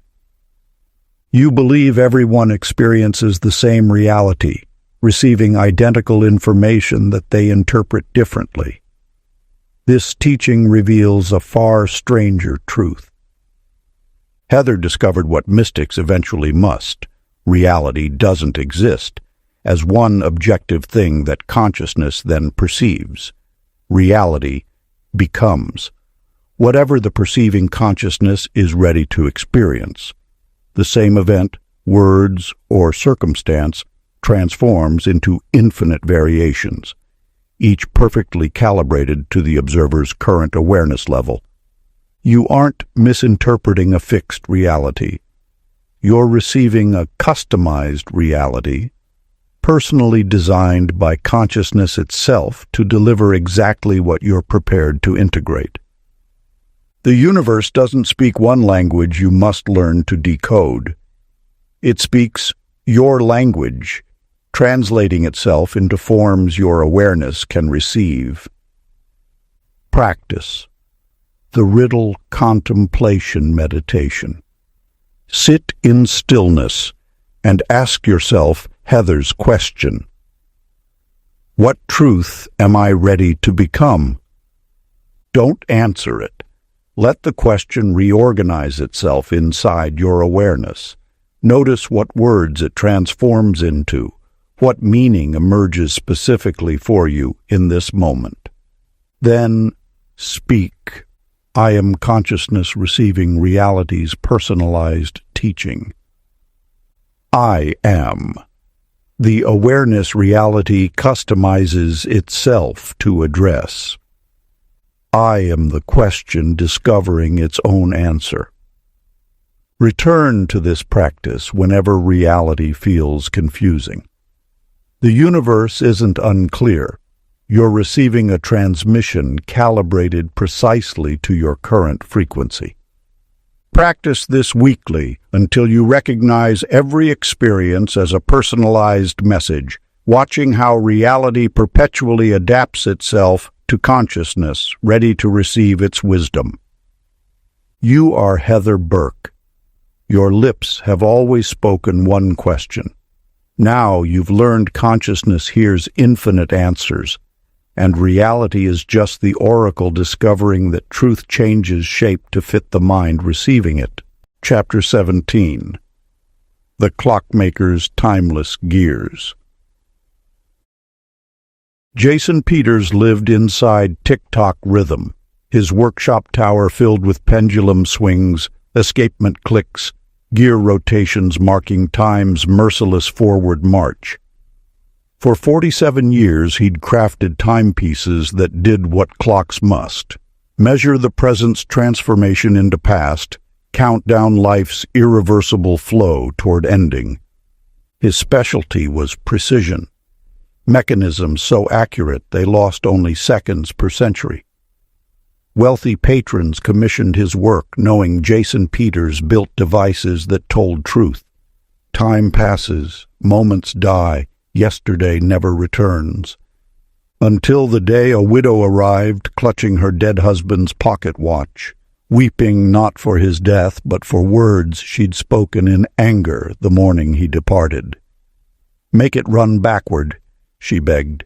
"Let me unsay what can't be forgiven." Jason explained impossibility. Time flows one direction. Clockwork can't resurrect moments already buried. But her grief infected his workshop. For 3 days he caught himself rewinding mechanisms obsessively, as if repetitive motion could satisfy something beyond mechanical function. His hands moved backward through time while his mind circled the widow's regret. Then, accidentally, or perhaps inevitably, he wound a clock while drowning in his own ancient shame. Harsh words he'd spoken to his daughter before she left, never returning. His fingers twisted the crown counterclockwise, his heart heavy with decades of if only. The gears caught, moved backward. Then the room moved backward. Not memory, actual reversal. Tea that had cooled began steaming. Afternoon light shifted toward noon's position.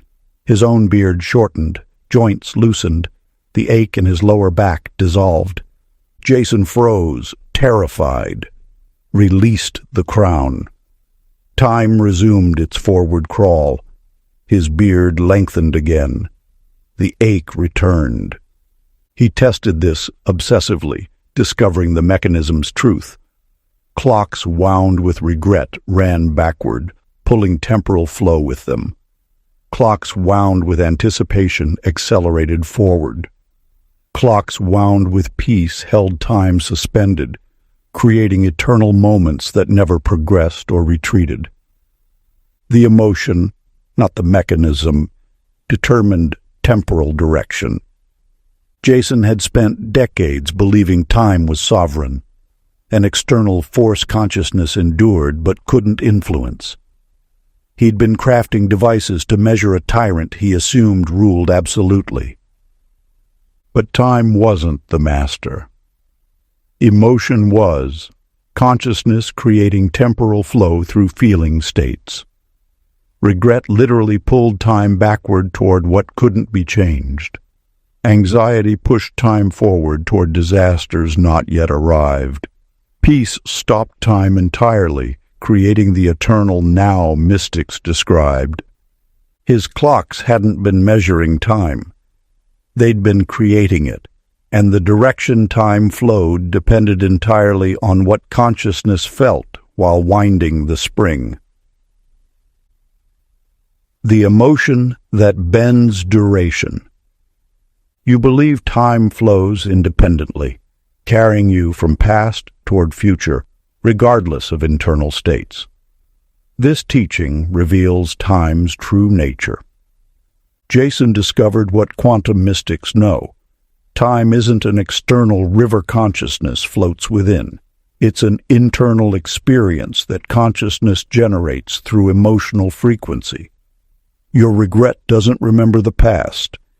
It creates temporal flow toward that past. Your worry doesn't predict the future.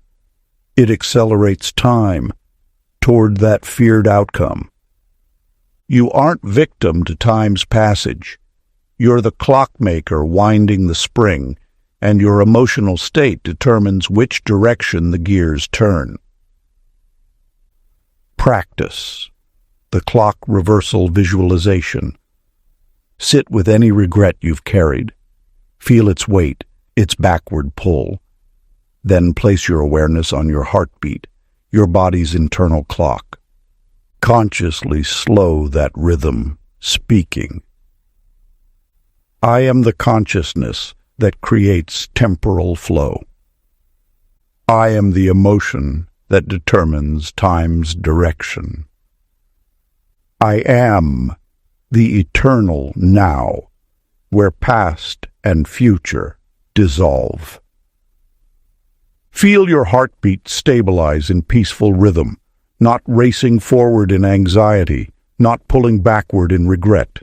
This is time suspended, the moment made infinite. Practice this daily until you recognize emotional states as temporal creators, watching how peace stops the clock that suffering wins. You are Jason Peters. Your gears have always measured time. Now you've learned consciousness creates time, and duration is just another gear awaiting emotional direction about which way to turn. Chapter 18. The Perfumer's Essence of Possibility. Tiffany Lee served the palace as keeper of fragrances, blending oils and essences in crystal vessels beneath vaulted ceilings where incense smoke wrote stories in the air. Her craft followed ancient formulas: rose for love, sandalwood for prayer, myrrh for mourning. Scents that captured what was, preserving the present in liquid form. Until the young prince arrived seeking something unprecedented. Create me the fragrance of what I'll become. Tiffany protested. Perfume captures existence, Highness. I cannot bottle something that hasn't happened yet. Then I'll find someone who can, he said, departing. His words haunted her workshop. That night, unable to sleep, she wandered among her 1,000 vials, asking impossible questions. Could potential have scent? Could the not yet real be captured like jasmine or cedar? Her hand, moving by instinct or perhaps something deeper, reached for an empty crystal bottle. She held it beneath moonlight streaming through open shutters, remembering her own abandoned dreams. The healing garden she'd planned but never planted. The daughter she'd imagined but never conceived. The life of travel she'd desired but never pursued. She inhaled from the empty vessel and smelled everything. Not emptiness, possibility. The garden's phantom roses, richer than any bloom she'd known. Her daughter's imagined hair carrying honeysuckle she'd never actually touched. Desert winds from journeys never taken, spiced with markets never visited.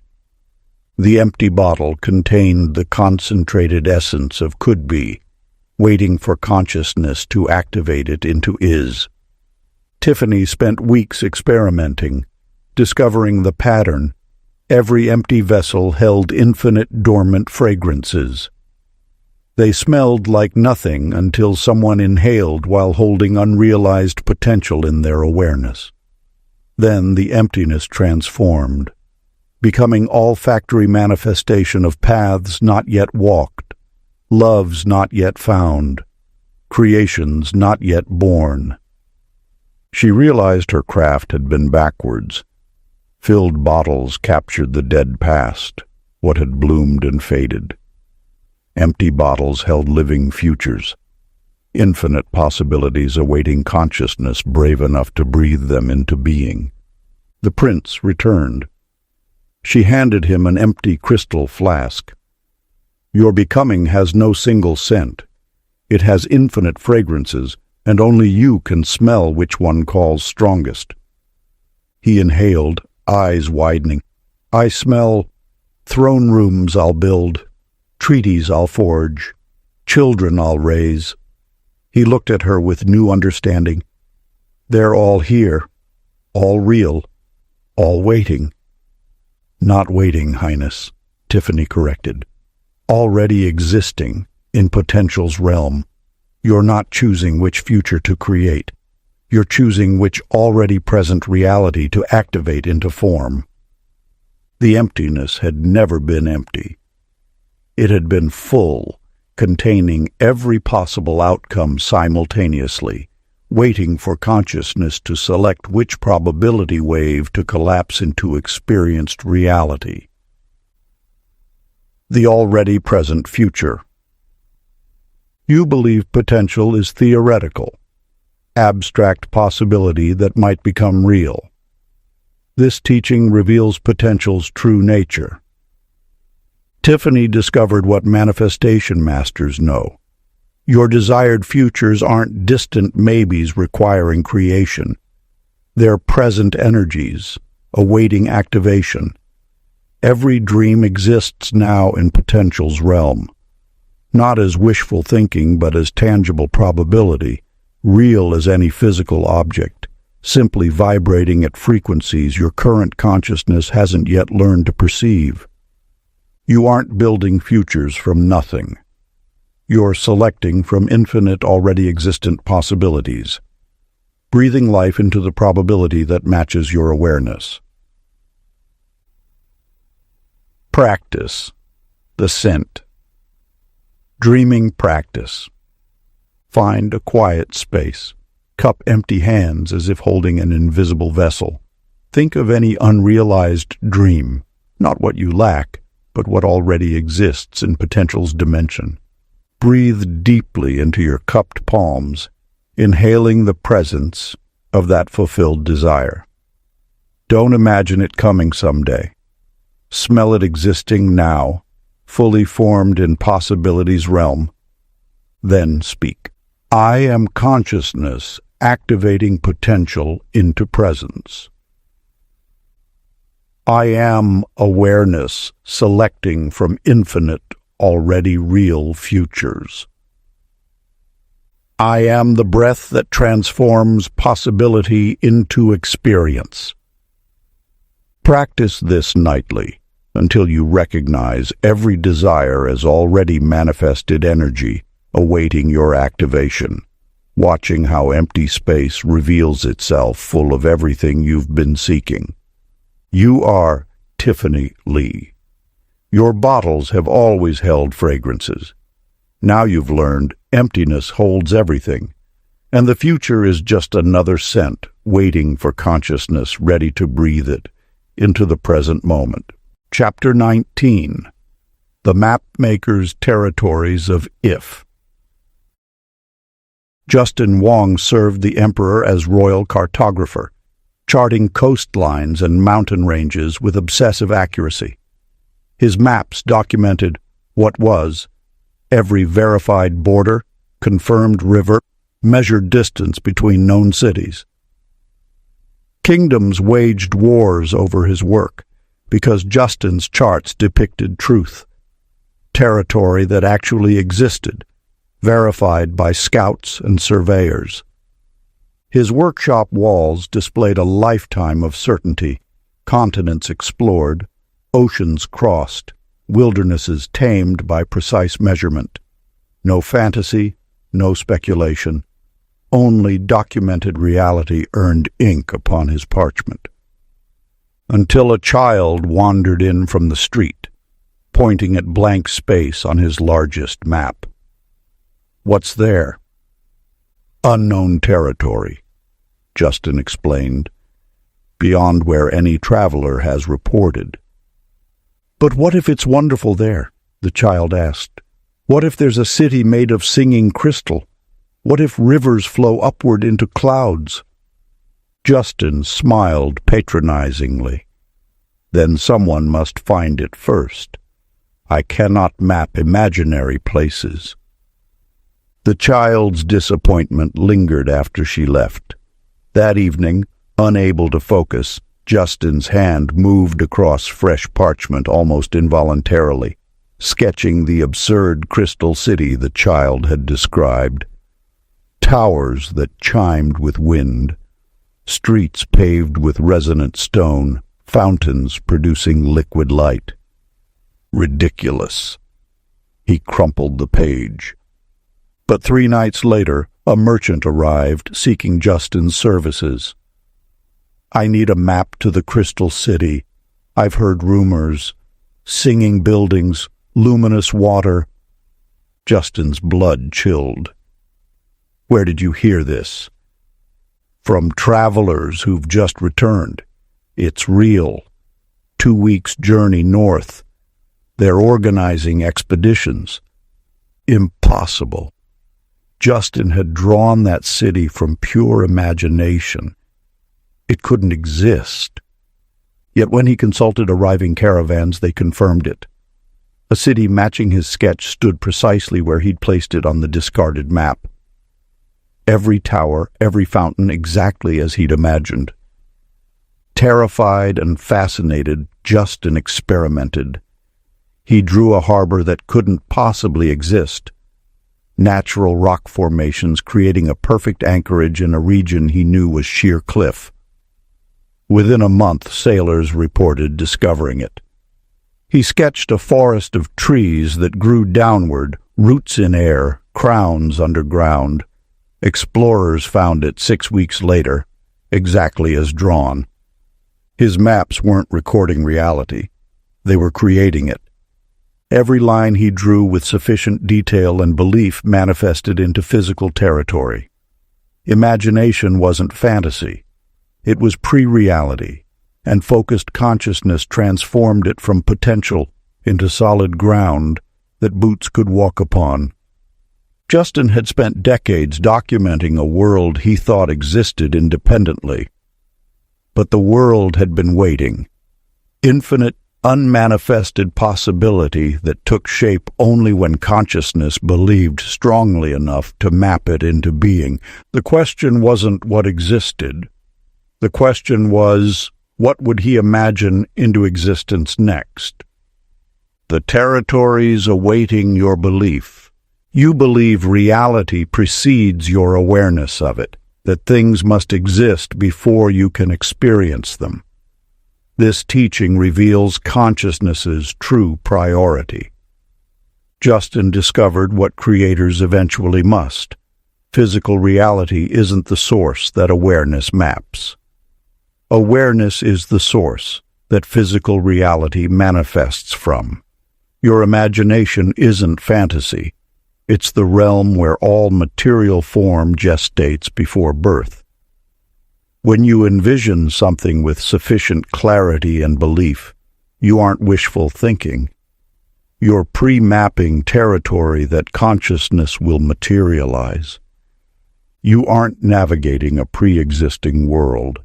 You're drawing the world into existence one belief at a time. Practice. The map, walking meditation. Close your eyes and see a place that doesn't exist, a location you've never visited, never heard of, purely imagined. Add specific details, colors, sounds, textures, atmosphere. Make it vivid. Now walk through this imagined territory with your awareness. Feel your feet on its ground. Touch its trees or walls. Smell its air. Then speak. I am consciousness mapping reality into existence. I am the cartographer of worlds waiting to materialize. I am the belief that transforms imagination into territory. Practice this nightly, exploring impossible places with such detail they become real in your awareness.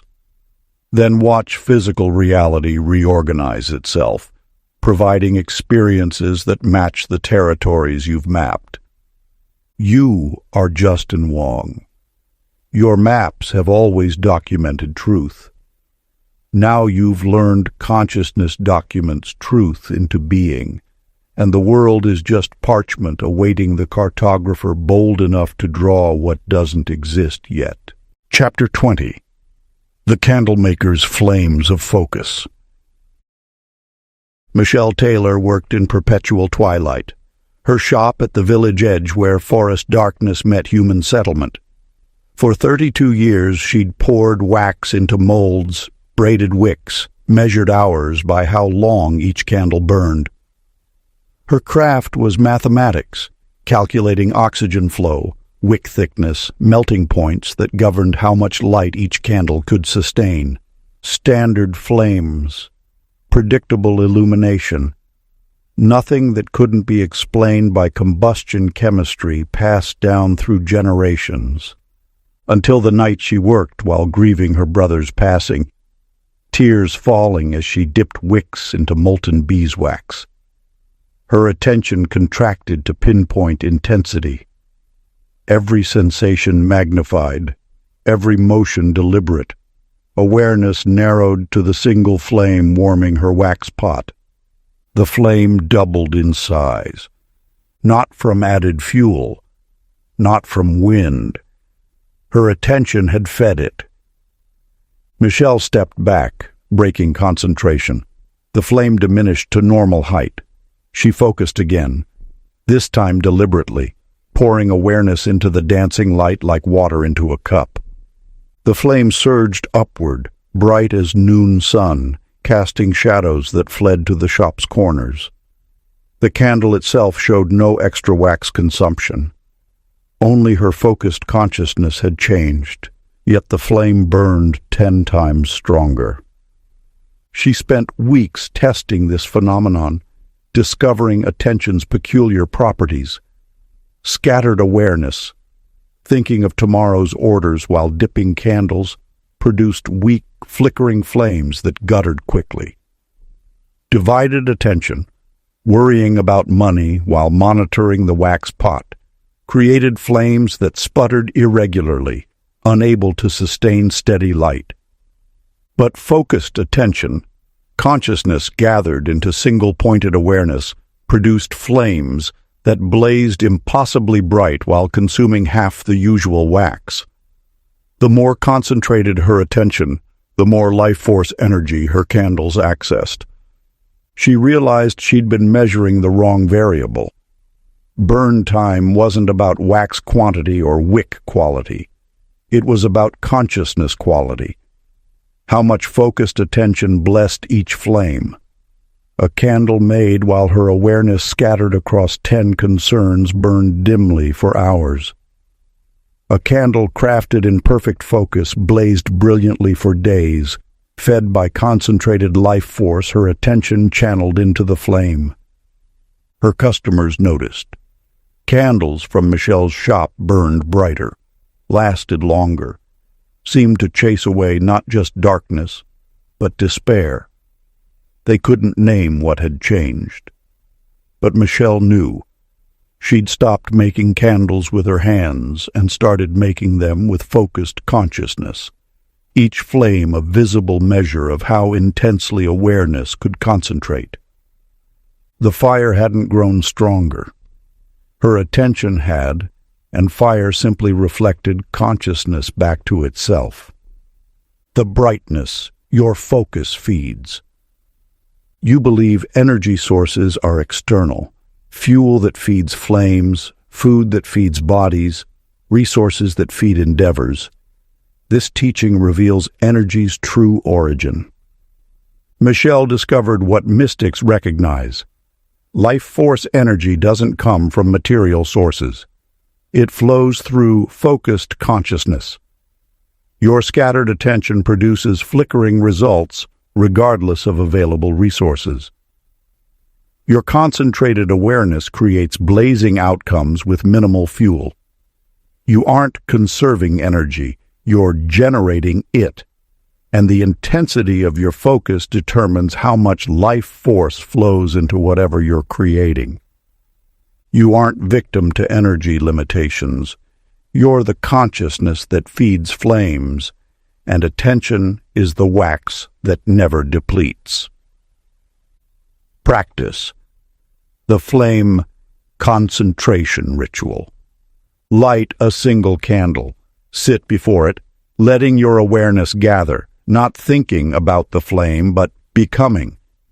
The flame, consciousness, and fire merging into single focus. Watch the flame respond to your attention's quality. Notice how it brightens when you truly focus, dims when your mind wanders. Then speak. I am the attention that feeds all flames. I am the consciousness that generates life force. I am the focus that transforms energy from infinite source. Practice this nightly until you recognize focused awareness as the universe's fundamental power source, watching how concentrated attention brightens everything it touches. You are Michelle Taylor.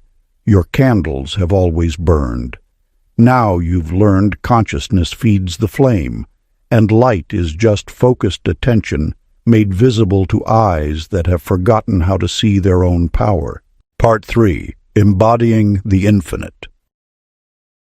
Chapter 21. The Shoemaker's Paths of Intention. Ryan O'Connor worked leather in the market's forgotten corner, where cobblestones cracked and weeds pushed through commerce's foundation. For 19 years he'd measured feet, cut soles, stitched uppers, crafting footwear that carried bodies from one location to another. Distance was distance. A sandal's purpose was protection, nothing more. His customers complained of blisters, worn heels, straps that broke before journeys completed. Ryan blamed cheap leather, careless walking, roads too rough for mortal craft. Until the merchant's wife returned after 3 days, sandals pristine despite her claiming to have walked 50 miles. They carried me exactly where I needed to go, she marveled. Every turn felt inevitable.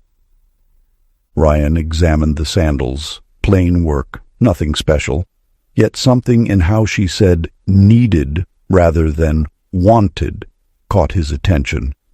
That evening, unable to quiet his curiosity, Ryan crafted a pair for himself while holding a single clear intention.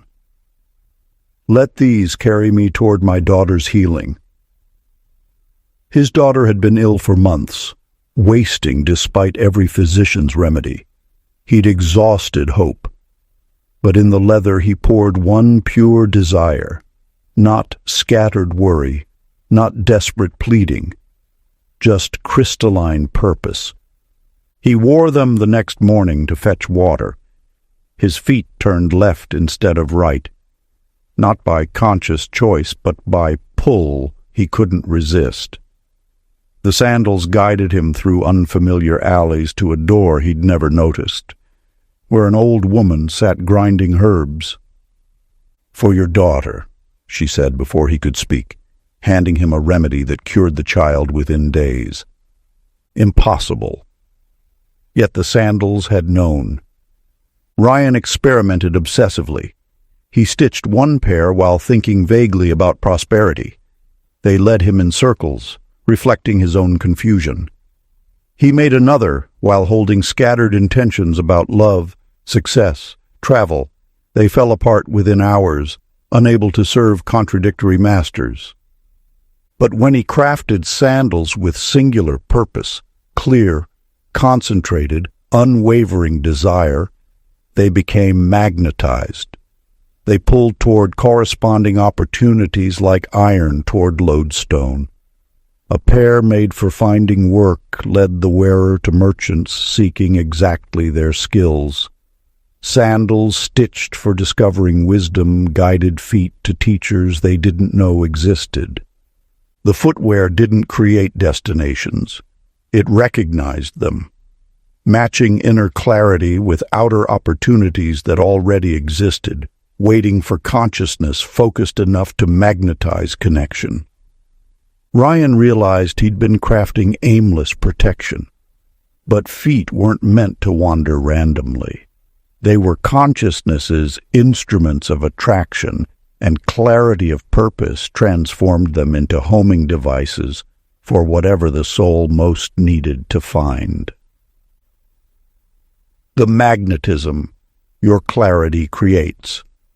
You believe opportunities arrive randomly, that you must search, struggle, accidentally stumble upon what you need. This teaching reveals attraction's true mechanism. Ryan discovered what manifestation requires. Clarity of purpose magnetizes corresponding opportunities across space and time. Your scattered intentions create aimless wandering.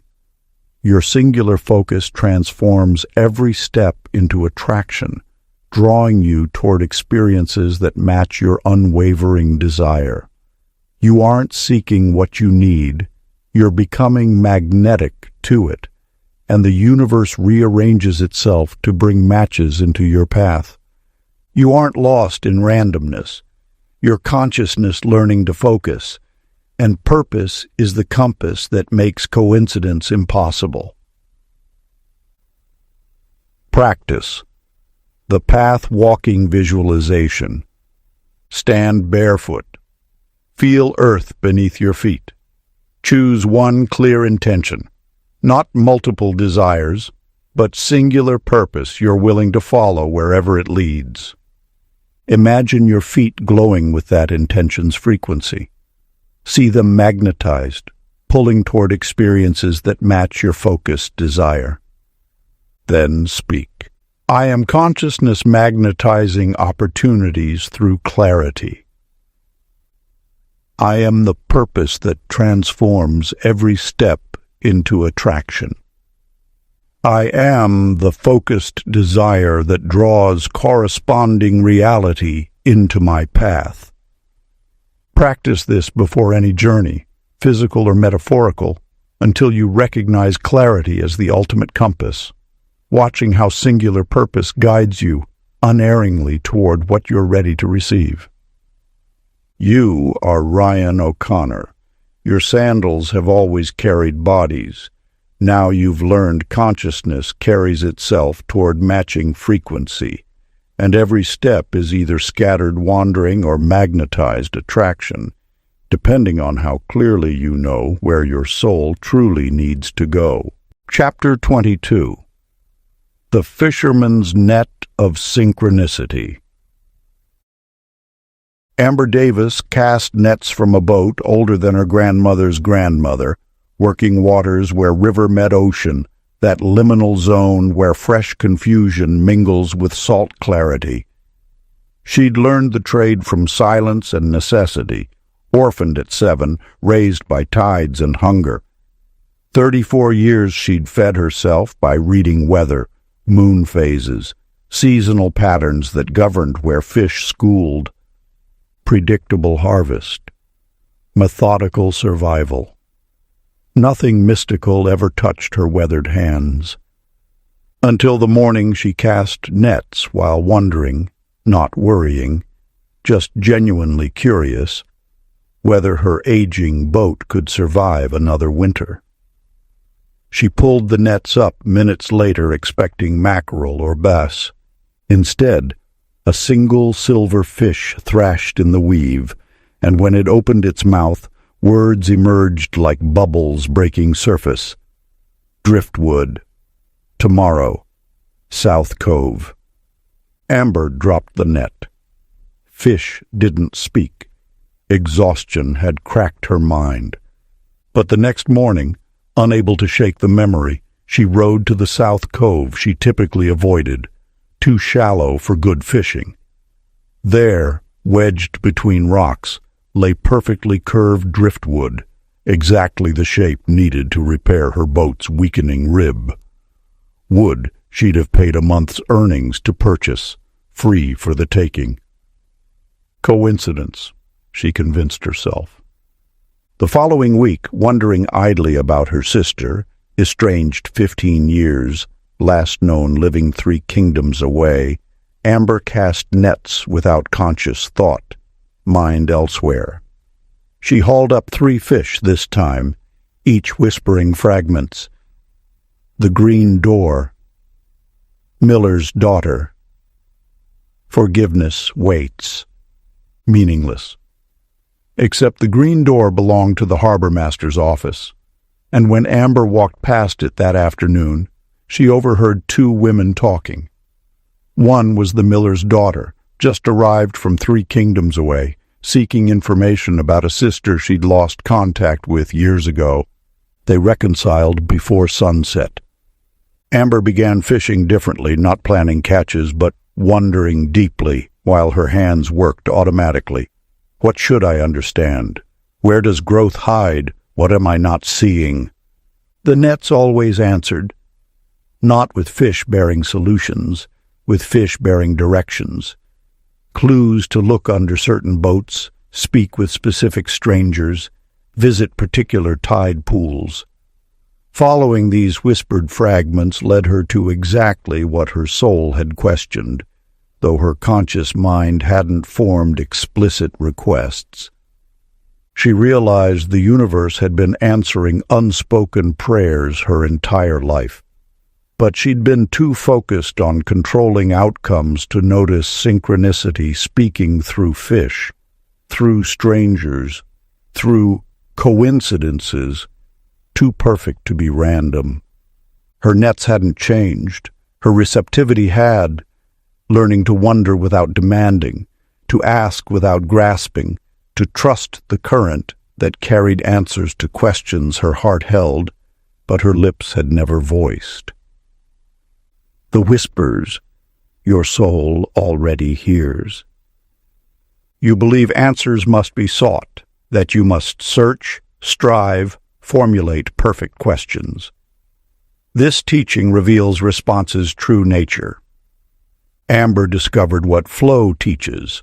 The universe perpetually responds to your unconscious needs through meaningful coincidence. Your demanding mind drowns out whispered guidance. Your wondering awareness opens channels for synchronicity to speak through whatever medium reaches you. Overheard conversations, unexpected encounters, random discoveries that arrive precisely when needed. You aren't abandoned to figure everything out alone. You're swimming in responsive intelligence that matches soul questions with perfect answers if you'll stop controlling long enough to notice. You aren't separated from guidance. Your consciousness learning to wonder, and synchronicity is the universe's native language. Practice. The net-casting meditation. Sit quietly. Rather than planning or worrying, hold a single genuine wonder, not demanding answers, just opening curious space. Let it drift like a net cast into mystery. Feel yourself receptive, unhurried, trusting that whatever you truly need to know will return in perfect timing. Then speak. I am consciousness, open to synchronistic guidance. I am the wondering that invites universal response. I am the receptivity that recognizes answers in all forms. Practice this daily, especially before making decisions. Then watch how life whispers directions through coincidences, too meaningful to dismiss, not controlling when or how answers arrive, but trusting the current always carries exactly what your depths have questioned.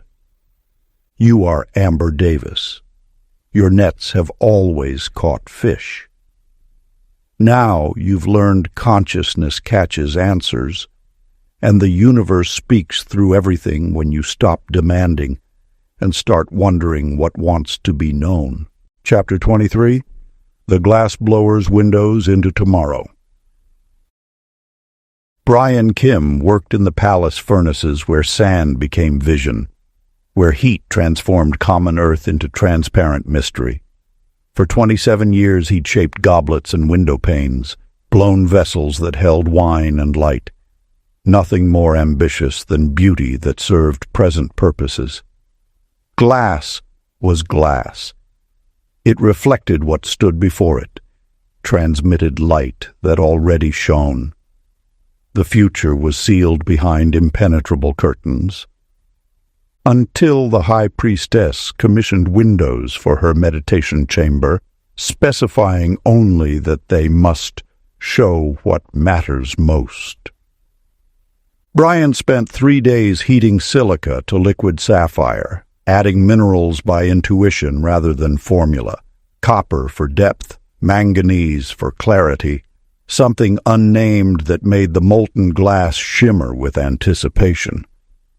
While shaping the first pane, his mind wandered to his son's upcoming merchant voyage, pride and terror braiding together as he wondered whether the boy would return wealthy or drowned. The glass cooled into an image, his son standing on a dock, gray-haired and prosperous, embracing grandchildren Brian had never met. Impossible. The window showed 30 years hence, rendered in perfect detail, the weathered face, the specific gesture, even the ship's name painted on the vessel behind him. The persistent dawn. Brian shattered the pane in panic. Sorcery. Heresy. His hands had channeled something forbidden. But the priestess, examining the shards, smiled. Your worry created that timeline. Shape another while imagining his failure. Reluctantly, Brian heated fresh silica. This time he deliberately focused on fear, the ship sinking, his son drowning, a future void of grandchildren's laughter. The glass cooled, showing exactly that: wreckage, grief, an old man alone in memory's prison. And now, the priestess commanded, shape one while imagining his thriving, not from fear or hope, but from certainty that he already is successful. Brian tried, but certainty proved harder than fear or hope. He had to release both worry and wishful thinking, had to somehow know his son's success the way he knew fire was hot, undoubted, unquestioned, simple fact. When he finally touched that state, consciousness settled into quiet conviction. The glass sang as it cooled. The image appeared sharper than the others. His son returning in triumph, yes, but also becoming. Someone fear could never have imagined. Confident, wise, scarred by challenges that had forged rather than destroyed him. Brian understood then. The glass showed no fixed future. It revealed potential timelines emerging from his present mental state. Worry consciousness generated worry futures. Fear mind created fear outcomes. But certainty, consciousness anchored in unshakable knowing, crystallized the highest possibilities into probable reality. The windows didn't predict tomorrow. They revealed how today's thoughts were sculpting it, showing the future his current mind was already building, grain by grain, like sand becoming glass in consciousness's furnace. The tomorrow your today already shapes. You believe the future arrives independent of present thought, that outcomes emerge from circumstances beyond mental influence. This teaching reveals timeline's true origin. Brian discovered what seers recognize. Your current mental state determines which timeline you're crystallizing into experience. Your worry consciousness builds worry futures. Your certainty mind manifests certainty outcomes. You aren't predicting tomorrow. You're selecting it through what frequency your awareness holds today. Every thought is a vote for which potential reality solidifies from infinite possibility. You aren't victim to predetermined fate. Your consciousness choosing timelines, and mental state is the mold into which tomorrow pours itself. Practice the crystal gazing ritual. Sit before any reflective surface, glass, water, polished stone. Rather than seeing what is, look for what wants to become.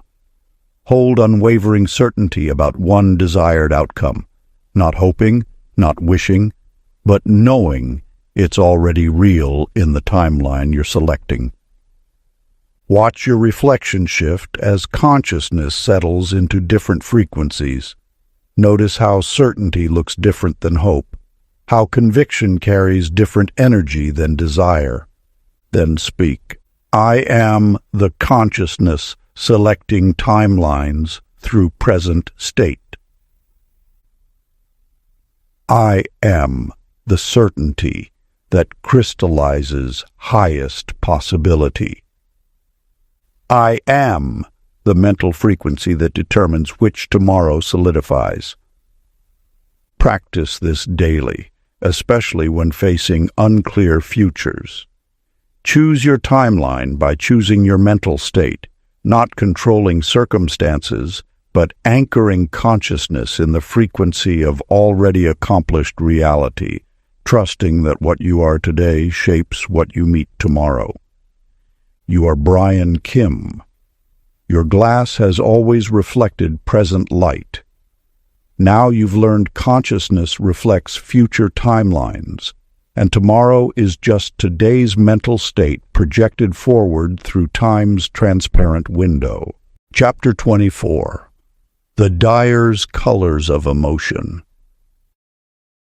Amy Gonzalez worked the market's chromatic heart, where pigment barrels stood like captured rainbows and fabric stretched on frames to drink color's transformation. 42 years she'd boiled roots, crushed beetles, extracted essence from minerals, staining cloth with hues that lasted beyond their wearers' lifetimes. Purple for royalty, crimson for warriors, indigo for priests. Color was fixed chemistry, nothing more fluid than that. Her reputation rested on permanence, dye that never faded, never bled, never betrayed the shade she'd sworn it would remain. Until the courtesan ordered silk dyed the precise shade of longing, and returned 3 days later screaming that it had transformed to muddy brown. When I wore it to seduce the merchant, it looked like shame itself. Amy examined the fabric. Chemically impossible. Her mordants locked pigment permanently. Yet the silk had shifted, responding to... What? She dismissed the woman's hysteria and re-dyed the piece crimson. The courtesan returned again. It turned golden during genuine laughter at the festival, then gray when I faked affection afterward. This time Amy observed carefully. She held the fabric while cycling through different emotional states: joy, anger, contentment, grief. The silk rippled through corresponding shades like a pond reflecting passing clouds, not the dye changing. The observer's emotions altering visible wavelengths, broadcasting frequencies that transformed how light interacted with matter itself. Terrified and fascinated, Amy began experimenting systematically. She dyed identical swatches and distributed them to volunteers, asking them to wear the fabric during specific emotional experiences. Every piece returned altered, not randomly, but in perfect correspondence to the wearer's dominant feelings. Fear turned blues to sickly green. Gratitude deepened reds to magnificent burgundy. Rage bleached colors toward violence's white-hot absence. Love enriched any shade into its most radiant expression. The fabric wasn't magical. Amy's consciousness was all consciousness was. Emotions weren't contained inside bodies. They broadcast as tangible frequencies that rippled through reality's fabric, literally altering molecular vibration and therefore perceived color. She'd spent 4 decades believing dye determined appearance, never questioning that perhaps awareness itself was the ultimate pigment. She understood then why certain people seemed to transform rooms upon entering, why some presences felt heavy as gray storm clouds while others glowed like sunrise. They were broadcasting emotional frequencies that changed not just mood, but actual physical properties of their environment. The dyer's art hadn't changed, but Amy had learned that emotions dye reality more permanently than any chemical, and consciousness stains everything it touches with the frequency it carries. The broadcast only you control. You believe emotions are private, internal weather that affects only your experience. This teaching reveals frequency's true reach. Amy discovered what sensitives recognize: emotions broadcast as tangible frequencies that alter physical reality, changing not just perception, but actual molecular vibration of your environment. Your fear broadcasts fear frequency that darkens opportunities. Your joy transmits joy resonance that brightens possibilities. You aren't containing feelings inside, you're radiating them outward as waves that literally reprogram matter's response to your presence. You aren't separate from your surroundings. Your consciousness broadcasting frequencies. An emotional state is the transmission that colors everything you touch. Practice. The color. Shifting meditation. Choose one fabric or object. Hold it while cycling deliberately through distinct emotional states. Gratitude, then frustration, then peace, then excitement. Don't force feelings. Genuinely evoke them through memory or imagination.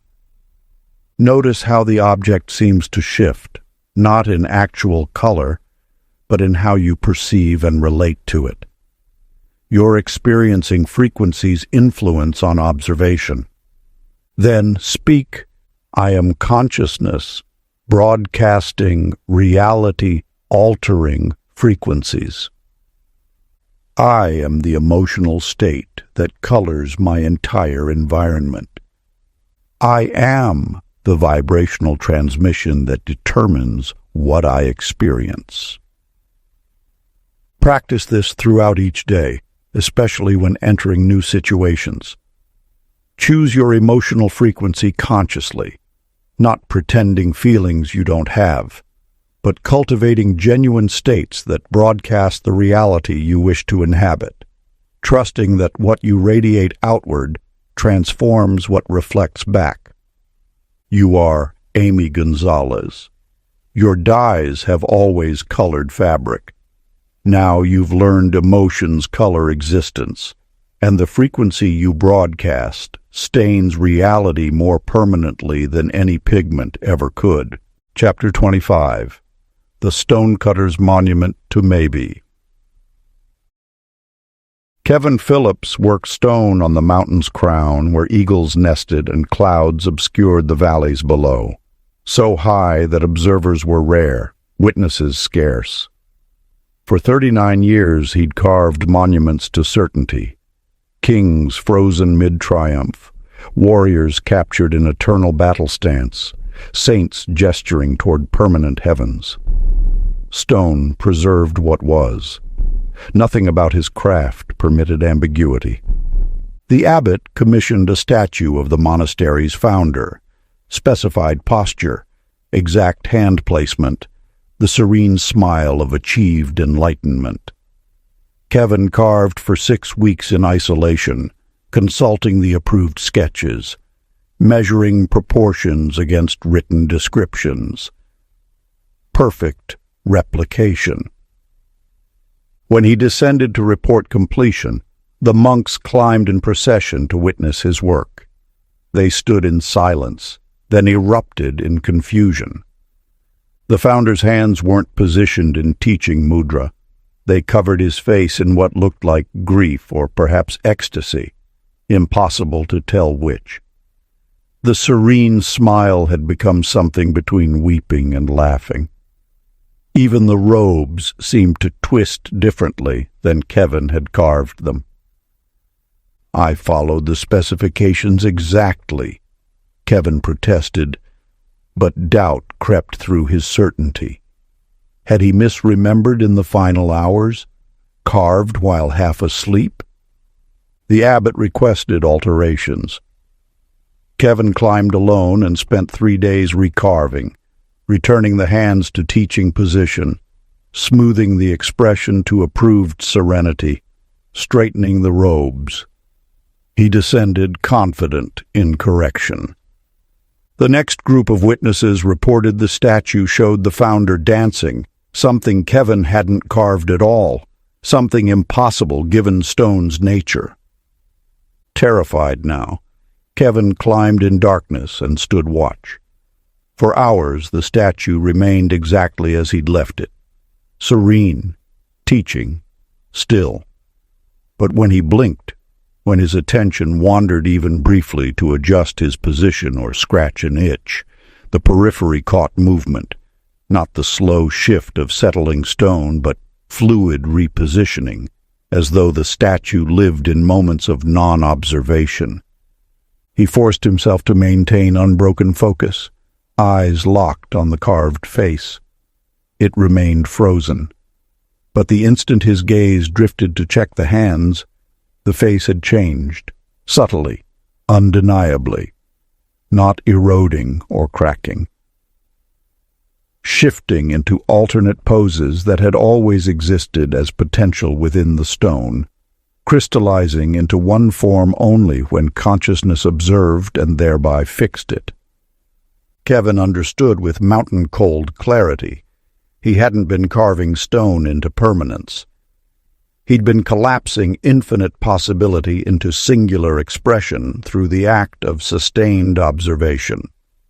The statue existed as probability cloud until consciousness looked long enough to make it solid.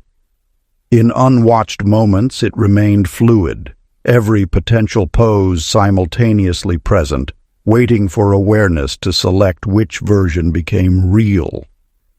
His art hadn't been imprisoning truth in stone. It had been the observer imprisoning fluid maybe into definite is, and only as long as attention held focus. Look away, and reality returned to its natural state. Pure, unformed potential dancing through infinite expressions. The solidity you keep creating. You believe reality is fixed, that objects hold permanent form, independent of observation. This teaching reveals matter's true nature. Kevin discovered what quantum mystics know. Unobserved reality remains fluid probability until consciousness looks long enough to fix it into singular form. Your sustained attention doesn't discover what was always there. It crystallizes one possibility from infinite potential. The world appears solid because you keep observing it into solidness. Look away, and everything returns to maybe state, dancing through versions of itself, awaiting the next consciousness to collapse it into temporary certainty. You aren't perceiving fixed reality. You're perpetually creating it through the act of sustained attention that forces fluid possibility into definite expression. Practice. The statue watching ritual. Choose any object, preferably something you can observe continuously. Stare at it without blinking for as long as possible, noting how it seems to solidify under sustained attention. Then look away completely. When you return your gaze, notice the subtle sense that it might have shifted, not your memory failing, but awareness returning to what had become fluid again during non-observation. Then speak. I am the consciousness that collapses probability into form. I am the sustained attention that creates solidity from fluid potential. I am the observer whose looking makes reality definite. Practice this daily, especially with aspects of life you wish to transform. Stop watching old patterns so obsessively. Your sustained attention keeps crystallizing them into continued existence. Look away long enough for them to return to fluid potential, then observe the new form you prefer until that solidifies instead. You are Kevin Phillips. Your chisel has always shaped stone. Now you've learned observation shapes everything, and reality is just infinite, may be forced into temporary yes by consciousness brave enough to keep watching. Chapter 26. The Beekeeper's Honey of Manifestation. Rachel Morgan kept the sacred hives in forest clearings where no paths led, where sunlight filtered through cedar branches older than memory. For 34 years she'd tended colonies that produced honey for temple ceremonies, sweet amber that preserved forever, that healed wounds and sweetened bitter medicines. Bees followed natural law. They gathered nectar from whatever bloomed, transformed it through mysterious inner alchemy, and stored the result in geometric perfection. Simple, predictable, governed by instinct alone. Until the morning she found one hive producing honey that tasted of absent things. A widow came seeking comfort. Rachel offered honeycomb from the eastern hive. The woman's tears stopped mid-flow. This tastes exactly like my husband's laughter. How is that possible? Rachel dismissed it as grief's strange poetry, but a merchant arrived days later, sampling from the same hive. By the gods, this tastes like the successful trade I've been dreaming of for months, like it's already happened. Curious now, Rachel began systematic observation. She approached each hive while holding different intentions in her awareness, not speaking them, not even forming words, just allowing pure desire to occupy her consciousness while the bees circled and hummed. The northern hive, tended while she held feeling memories of abundance, produced honey that tasted like wealth itself, not gold or coins, but the sensation of having enough, of overflow, of generous sufficiency. The southern hive, approached while she maintained perfect certainty about healing, yielded honey that carried restoration's exact flavor, not medicine's bitterness, but wholeness itself crystallized into sweetness. Most remarkably, the Western hive responded to her clearest visualization of her daughter's safe return from distant lands. That honey tasted like reunion, like the moment before embrace, like recognition across distance, like prayers answered before they're finished. The bees hadn't changed. Rachel had. Or rather, her consciousness had learned to collaborate with nature's intelligence rather than simply harvesting its products. Pure intention, desire stripped of doubt, visualization anchored in certainty, feeling state held steady as compass direction, broadcast into the hives like instructions written in frequency's language. The bees translated consciousness into matter, transformed intention into physical manifestation, alchemized human awareness into nature's most perfect creation. Rachel understood then why ancient texts called honey food of the gods, not because it came from heaven, but because it revealed how divine consciousness works through natural systems. Intention aligned with nature's intelligence produces tangible result. The bees were teaching what she'd forgotten, that manifestation isn't forcing reality against its grain, but cooperating so completely with life's creative power that what you desire becomes what nature produces as its natural expression.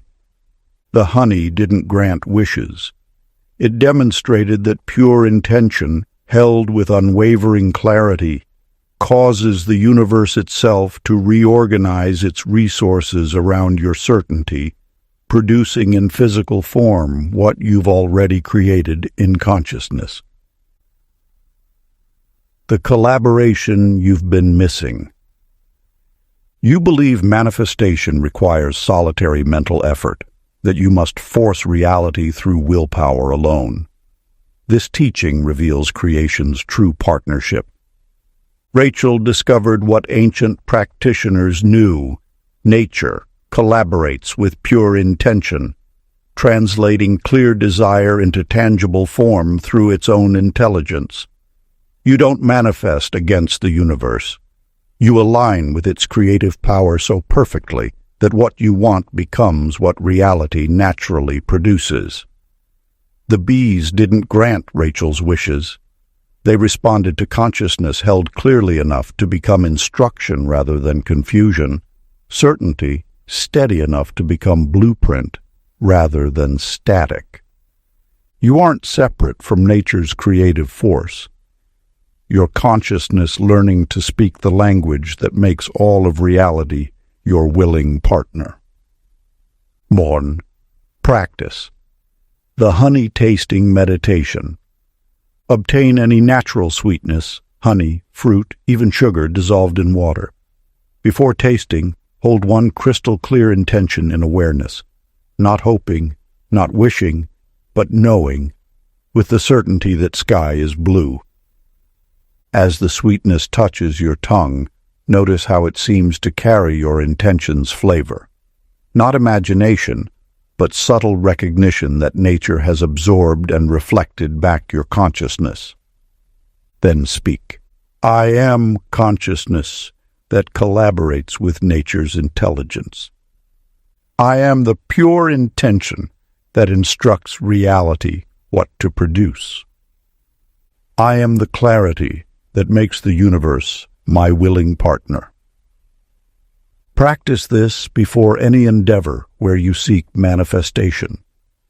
Hold your desire with bee-swarm focus, clear, unwavering, free from doubt's interference. Trust that nature's vast intelligence will translate your consciousness into form through whatever channel serves the highest expression, producing not what you forced, but what life itself creates when guided by certainty's perfect instruction. You are Rachel Morgan. Your bees have always made honey. Now you've learned intention makes reality, and manifestation is just consciousness held clearly enough that the universe recognizes it as instruction rather than noise. Chapter 27. The Shipbuilder's Vessel of Vibration.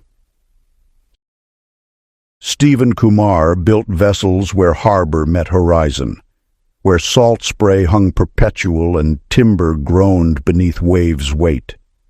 For 47 years he'd shaped hulls that conquered ocean, calculating displacement, carving keels that bit deep, sealing planks against water's invasion. Ships floated by opposing density, weight against buoyancy, physics as immutable as sunrise. Nothing in his craft suggested alternative. Until the admiral commissioned a war galley and specified, "Build it to sail where no water flows." Stephen assumed poetic madness. Admirals grew strange, commanding empty seas too long. But gold was gold.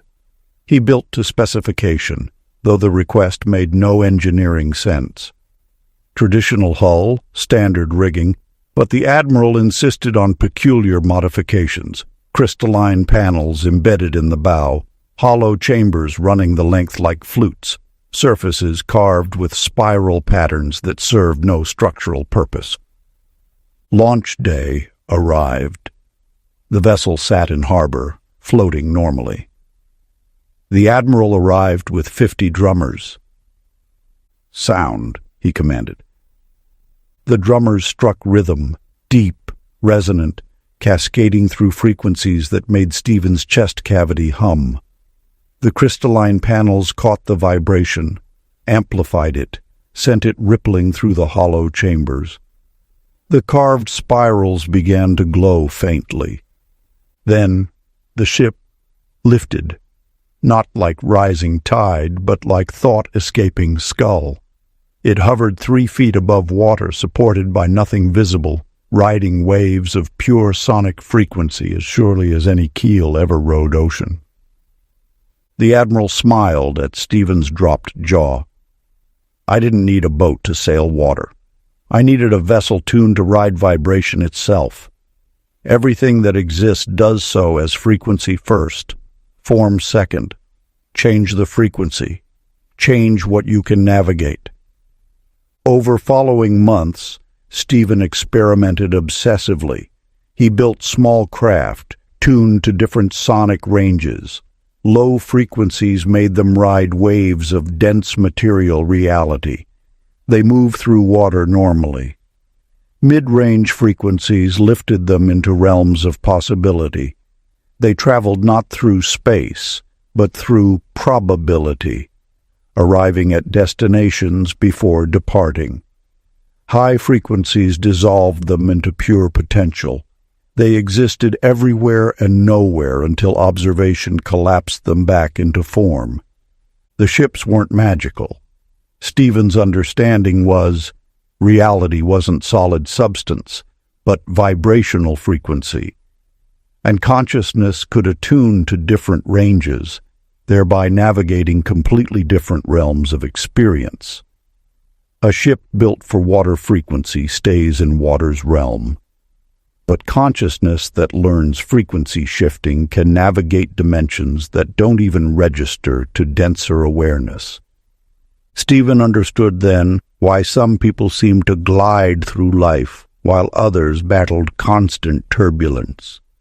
They were attuned to different vibrational frequencies, literally sailing different oceans of experience while inhabiting the same physical location. Change your frequency. Change which reality ocean you navigate. The harbor remained. But Stephen had learned that vibrational frequency determines which realm you experience, and consciousness is the vessel that can sail any ocean once properly tuned. The frequency, your broadcasting. You believe you're stuck in one reality, that circumstances constrain which experiences you can access. This teaching reveals resonance's true power. Stephen discovered what mystics practice. Everything exists as vibrational frequency first, and consciousness can attune to different ranges to navigate entirely different realms of experience. You aren't trapped in one reality. You're tuned to one frequency band.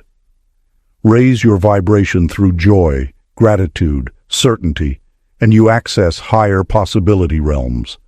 Lower it through fear, resentment, doubt, and you sink into denser limitation oceans. Same location, different experiential dimension, determined entirely by your vibrational broadcast. You aren't confined to circumstances. Your consciousness learning to shift frequency and thereby sail completely different seas. Practice the wave-riding visualization. Sit quietly. Imagine yourself as a vessel floating on sound waves rather than water. Notice your current frequency. Is it dense and struggling or light and flowing? Deliberately raise your vibration by evoking genuine elevated emotion. Gratitude works reliably. Feel the frequency shift, like changing stations on a cosmic radio. Notice how this altered state makes challenges seem to dissolve, opportunities to appear. Then, speak. I am consciousness attuned to elevated frequency. I am the vibration that determines which reality ocean I sail. I am the frequency shifter who navigates any realm through resonance. Practice this before challenging situations. Instead of fighting circumstances at their frequency, shift to higher vibration. Let the situation exist in its realm while you navigate a different experiential dimension entirely, not escaping problems, but transcending the frequency where they have power, trusting that elevated consciousness literally changes which ocean you're sailing. You are Stephen Kumar. Your ships have always conquered water. Now you've learned frequency conquers reality, and consciousness is the vessel that sails whichever vibrational ocean you tune yourself to navigate. Chapter 28. The Tailor's Garments of Becoming. Megan Foster stitched in lamplight chambers where palace shadows danced against tapestried walls, where nobility measured worth in thread count and perfect seams. For 28 years she'd dressed lords in their expectations, the warrior's imposing bulk, the scholar's modest drape, the merchant's prosperous cut. Fabric followed identity. You wore what you were. Nothing in her craft suggested reversal, until the Duchess arrived weeping, demanding transformation. My daughter won't speak since her betrothed died. Make her something, anything that brings her voice back. Megan had no such skill. She sewed garments, not miracles, but the Duchess's gold persuaded experimentation. She worked differently this time, not measuring the silent girl's body, but her potential. Not cutting fabric to current form, but to who she might become if grief released its grip. She stitched while humming songs of joy, embroidered patterns that suggested laughter waiting to emerge, lined the gown with silk dyed in colors that meant sunrise after storm. When the girl donned it, something shifted. Not magical transformation, subtler. Her spine straightened first, as though the fabric's confident cut demanded matching posture. Then her breathing deepened, matching the gown's easy flow. By evening's banquet, she spoke, haltingly, then freely, as though the dress had whispered permission to inhabit a self that grief hadn't claimed. Megan dismissed it as coincidence until the pattern repeated. A timid courtier wearing robes cut for boldness began speaking truth to the king. A proud general dressed in humble woolens discovered compassion. An anxious bride in gowns sewn for certainty stopped trembling. Not the clothes themselves, the intention woven through them, the identity suggested by every stitch, the permission granted by fabric shaped for transformation rather than conformation. She experimented deliberately then, created robes for a coward that buttoned like a hero's armor. He charged into battle 3 days later. Sewed gowns for a miser with pockets that gave easily. She began endowing orphanages. Tailored tunics for the grief-paralyzed that moved like dancers. They started living again. The clothes weren't magical. They were invitations. External form suggesting internal possibility. Your body, wearing different identity long enough, begins believing the suggestion. Consciousness, so fluid, so responsive, accepts the costume as instruction, then reshapes interior landscape to match exterior presentation. You become what you consistently embody, even if you start by just pretending through perfect stitchwork. Megan understood then why priests wore sacred vestments, warriors donned ceremonial armor. Not to impress observers, to instruct the wearer's own consciousness what role to inhabit, what self to become. The garment changes first. The soul follows. The costume you're already wearing. You believe identity precedes expression, that you must change inside before external shifts matter. This teaching reveals transformation's actual sequence. Megan discovered what actors know. Embodying new identity triggers internal shift rather than requiring it first. You don't wait until you feel confident to dress confidently. You dress confidently until feeling follows form. Consciousness responds to consistent external suggestion, reshaping interior landscape to match sustained exterior presentation. You become what you persistently embody, even starting from pure performance. You aren't trapped in current identity. You're consciousness that shifts through costumes until one becomes actual. Practice. The garment-weaving visualization. Choose one quality you wish to embody: courage, abundance, peace, power. Now dress yourself mentally in garments that radiate this quality. See every detail. Colors that mean this attribute, fabric that moves like this energy, cut that demands this posture. Wear this imagined garment throughout your day. Let it adjust your spine, shift your breathing, change your gesture. Notice how long enough wearing makes the quality feel increasingly real. Then speak. I am consciousness that transforms through embodied suggestion. I am the external form that instructs internal metamorphosis. I am the costume that becomes authentic identity through sustained wearing. Practice this daily. Dress, actually or imaginatively, for the self you're becoming, not the self you've been. Trust that consciousness follows form when form is held consistently enough. That exterior suggestion eventually becomes interior truth, that you weave your becoming through what you choose to embody until pretense dissolves into presence. You are Megan Foster. Your stitches have always followed form. Now you've learned form creates identity, and transformation is just consciousness agreeing to wear new garments until they become actual skin. Conclusion. The final echoes of this work do not close a journey. They open the gate you were born to walk through. You have witnessed mirrors that reveal thought, seeds that answer song, metals that soften beneath certainty, and stars that shift when imagination travels ahead of the body. These wonders are not fables meant to enchant.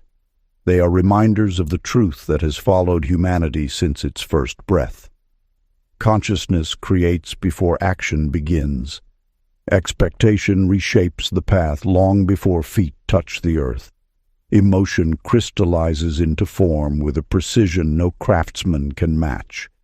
Gratitude unlocks worlds that remain unseen by those who cling to absence.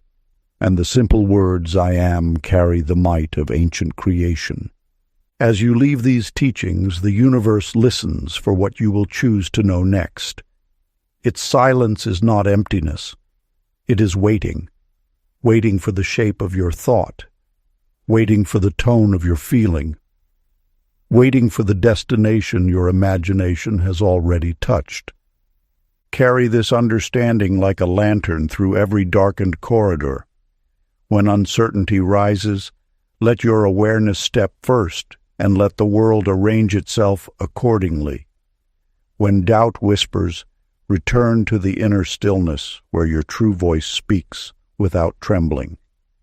When you desire change, shift the single golden thread within and watch the tapestry of your days reweave itself with obedient grace. You are no longer a traveler searching for hidden power. You are the author of experience, the architect of the unseen blueprint, the healer whose certainty restores, the navigator whose vision forms the path, and the ancient scribe whose thoughts write tomorrow. The teaching ends here. The creation begins with you. If you enjoyed this exclusive audiobook, I handpicked this next book which will change your life.